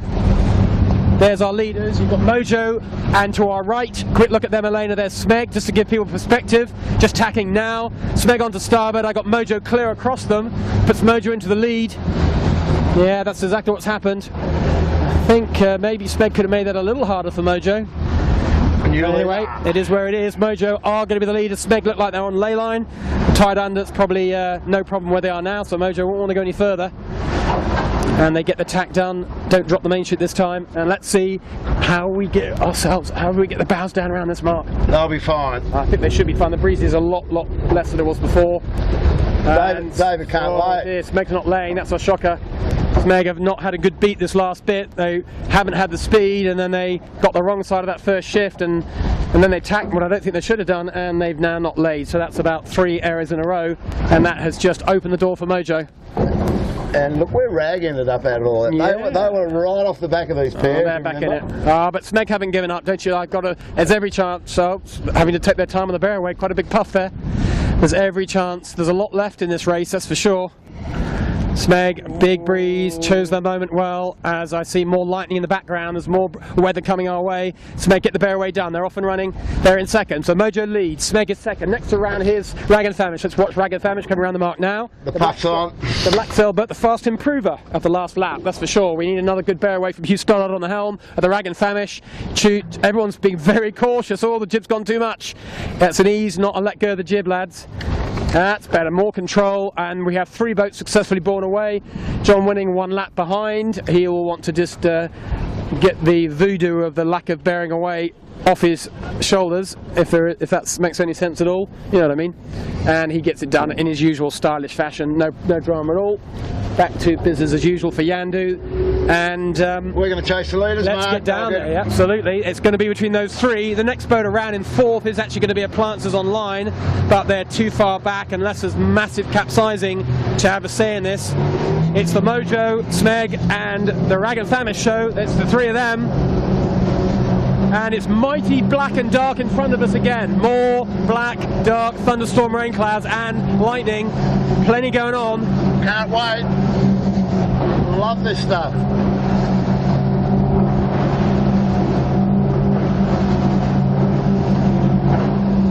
So here we go. The dash for cash is on. Mojo, I think, will be rock solid. He's got a jibe to pull off here, and he'll probably go in off that note. Jibing now. Yeah, leading boat Mojo just jibing there, and that's the white spinnaker you can see in the distance there. We're going to catch up with them in a second. Smeg to the right is the next boat in second. She's just completed. Here comes Ragathamish next to jibe. Let's get on Ragathamish, the black sail boat. They roll into it. They jibe just a little earlier, trying to cut the corner a bit. Sensible move. But the breeze has dropped. It's no longer scary boat handling now. It's a bit about finesse. It's about actually trying to find the puff, not avoid the puff. Whole different story. So we'll keep rattling down here to get up, catch up with our leaders. I think Whitty will be kicking himself, but he's in second place. He won't be pleased with what happened up there, but I'm sure he'll want to learn from that. Take a look at the video probably and see what went on. But I think the main thing was the boat speed issue, and that of course makes it tactically very tricky. Almost everything you do when you're slow is the wrong thing to do. It did look a little bit like that, but he won't have given up. There's still runway left. There's there's 5 minutes sailing downwind to the finish. For 7 minutes, there's time to make this up. The breeze is still funky. There's plenty of wins and losses to be made down here. Second place Smeg, giving it everything. They'd love a win. They won last week, didn't they, on the handicap race? Well, they did. They sailed extremely well last week. They did. It wasn't the fastest time for sure. So David probably had a sniff of a double victory. So either way, he's second today. So bloody tough and hard. Yeah, not many skiffs do 2 wins in a row. It's a rare thing. It'd be nice to do, but he's going to struggle now. The Mojo boys looking pretty polished. Whenever the door's been open for them, they've gratefully taken the invitation, and a little bit of the breathing space for them at this point in time. I'll just be hoping the next bit of thunderstorm action stays away for just a few more minutes. They can get across the finish line. Well, this doesn't surprise me at all, Mark. These guys, since this is Lee Napton's 9th race today, since he's come into the class, so this is quite an emphatic victory in the end. A lot of boat handling in this, as we saw, a lot of grit and determination, and you've got to be impressed with them. They look, well, I mean, Nico sailed that boat last year, and they were really nice to watch, weren't they? The crew gets really in the groove, they're talking to each other all the time. But that's another good look, isn't it, for the Mojo squad? It's a very good look, and we often say that it's important that we've got more competitive crews coming into this skiff fleet. It's all just got Smeg behind us, Bob. It's important to have. Just saying that we've got, by chart, it was a very long race. It's actually 4:30 local time here in Sydney with this 4-lap race, very long beat and no win on the first leg. We're running late today. Of course, we have a general recall as well. Anyway, the story is we've got 2 minutes left of battery power for our microphones, and luckily the finish is just there, which is 2 minutes away. How lucky can you be? So fortunately, we're going to have to find some more powerful batteries, aren't we? We have 2 minutes left of audio, which I hope will be enough to take you guys all the way to the finish of the race. There's Mojo getting her jibe in, not a last jibe. She's not going to lay from there, at least one more to go. And let's see what happens. Behind us, that big black cloud, look at that darkness. That's more thunderstorm action coming our way. Smeg is out to the right. Quick look over there, Elena, to give a perspective to our viewers. That's but in second place. Smeg splitting with the leader to try and make something happen, but I think Mojo got this under control. Here is our leader approaching the finish. Finish line is about 1.5 minutes sailing away. That's almost perfect for our battery life. You're kidding me. Couldn't write this stuff. There is Mojo. They don't want the breeze to cave on them now, do they? Smeg is still rattling down the shoreline at pace. But I think Mojo are going to be right here with that little letdown. They might even do this without another jibe, which would be very good news for them. Thunderstorm approaching, Mojo approaching the finish line. This is, as skiff races go, Bob, I'd say this is one where they've earned their beer. Well, it's bloody epic, that's for sure. It is an epic, it's all been on. And he's hopefully done enough. I think he's going to cross the line here now. Fantastic job. Well done, Mojo Wines. Lee Napton, Ricky Bridge and Mikey McKenzie. Great job, you guys. Well played. winners of the fourth heat on December the 7th. Well, they are going to have to drive it, I think. Oh, and they're going to sail very deep. Remember, they've got to get all the way to the boy with the checkered mark. That's the finish line. Committee boat to the left. Oh, they've suddenly run into a hole. Don't tell me there's more to come. Don't tell me there's more drama here. They've got to get across the line. Smeg's coming down here at a rate of knots, as is Rag and Famish. Quick look behind Elena. Rag and Famish, Smeg coming down here at 10, 15 knots of boat speed. Mojo becalmed on the finish line. Surely this can't be another twist. There is, the breeze comes just in the nick of time. I reckon Rag and Famish are going to squeeze a second out of this. There's Mojo crossing the line, winners of today's race. Awesome performance, Mojo. Fantastic job. And look at what's happening behind us. In second place, Rag and Famish flying down here. How about that? Look at that. David Witt will be darker than dark. He's got pipped on the line by Rag and Famish. And they crossed the line in second. This is a day no one's going to forget. And in third place, just as our battery is about to go away, I'm hoping David Witt can cross the line before we lose the ability to transmit. Here's David Witt, Smeg. He's in that same nasty little hole that Mojo got themselves stuck in. They're not in a mad rush because the next boat back, Yandoo, they are a lap behind, so we can ignore them. And the actual boat that's behind him in the race is a Plancers Online, who I think will end up running into the same hole of wind. Again, this is another effect caused by the next thunderstorm that's on its way to us. How bizarre, Mark Hurley. Too weird, isn't it? When we get David Witt across the line, we might need to rattle ourselves home before the next thunderstorm turns up. Well, there'll be 40 seconds of... just waiting for David Witt to find just a little something to get himself across the line. Here he comes. Just a little snigger of breeze. Come on, David, get yourself across the line. Of course, the breeze has done a full 180. He's now bow into it. It's an upwind with this storm has turned the wind around. There's David Witt in third place. We've got a 1-2-3 finish. And we are well and truly done, I think, Bob. Yeah, I think we're done. And thanks so much, Mark. You're drowned as a rat. You really worked your little butt off today, buddy. Been a busy day, isn't it? Your beer. We're all thanks, wet. Elena, for shooting. Yeah, You're great job, Elena. Good work. Look forward to seeing that one. What a race. I can't wait to see all those bearaways. There's enough there to cut a highlight clip out of the, 100 highlight clips, I'd say. But this is one hell of a weird day. Thanks for coming again. We've got one more race before Christmas. That'll be next Sunday. See you back in the park. Hopefully we'll have some blue sky. A bit over this. See you then.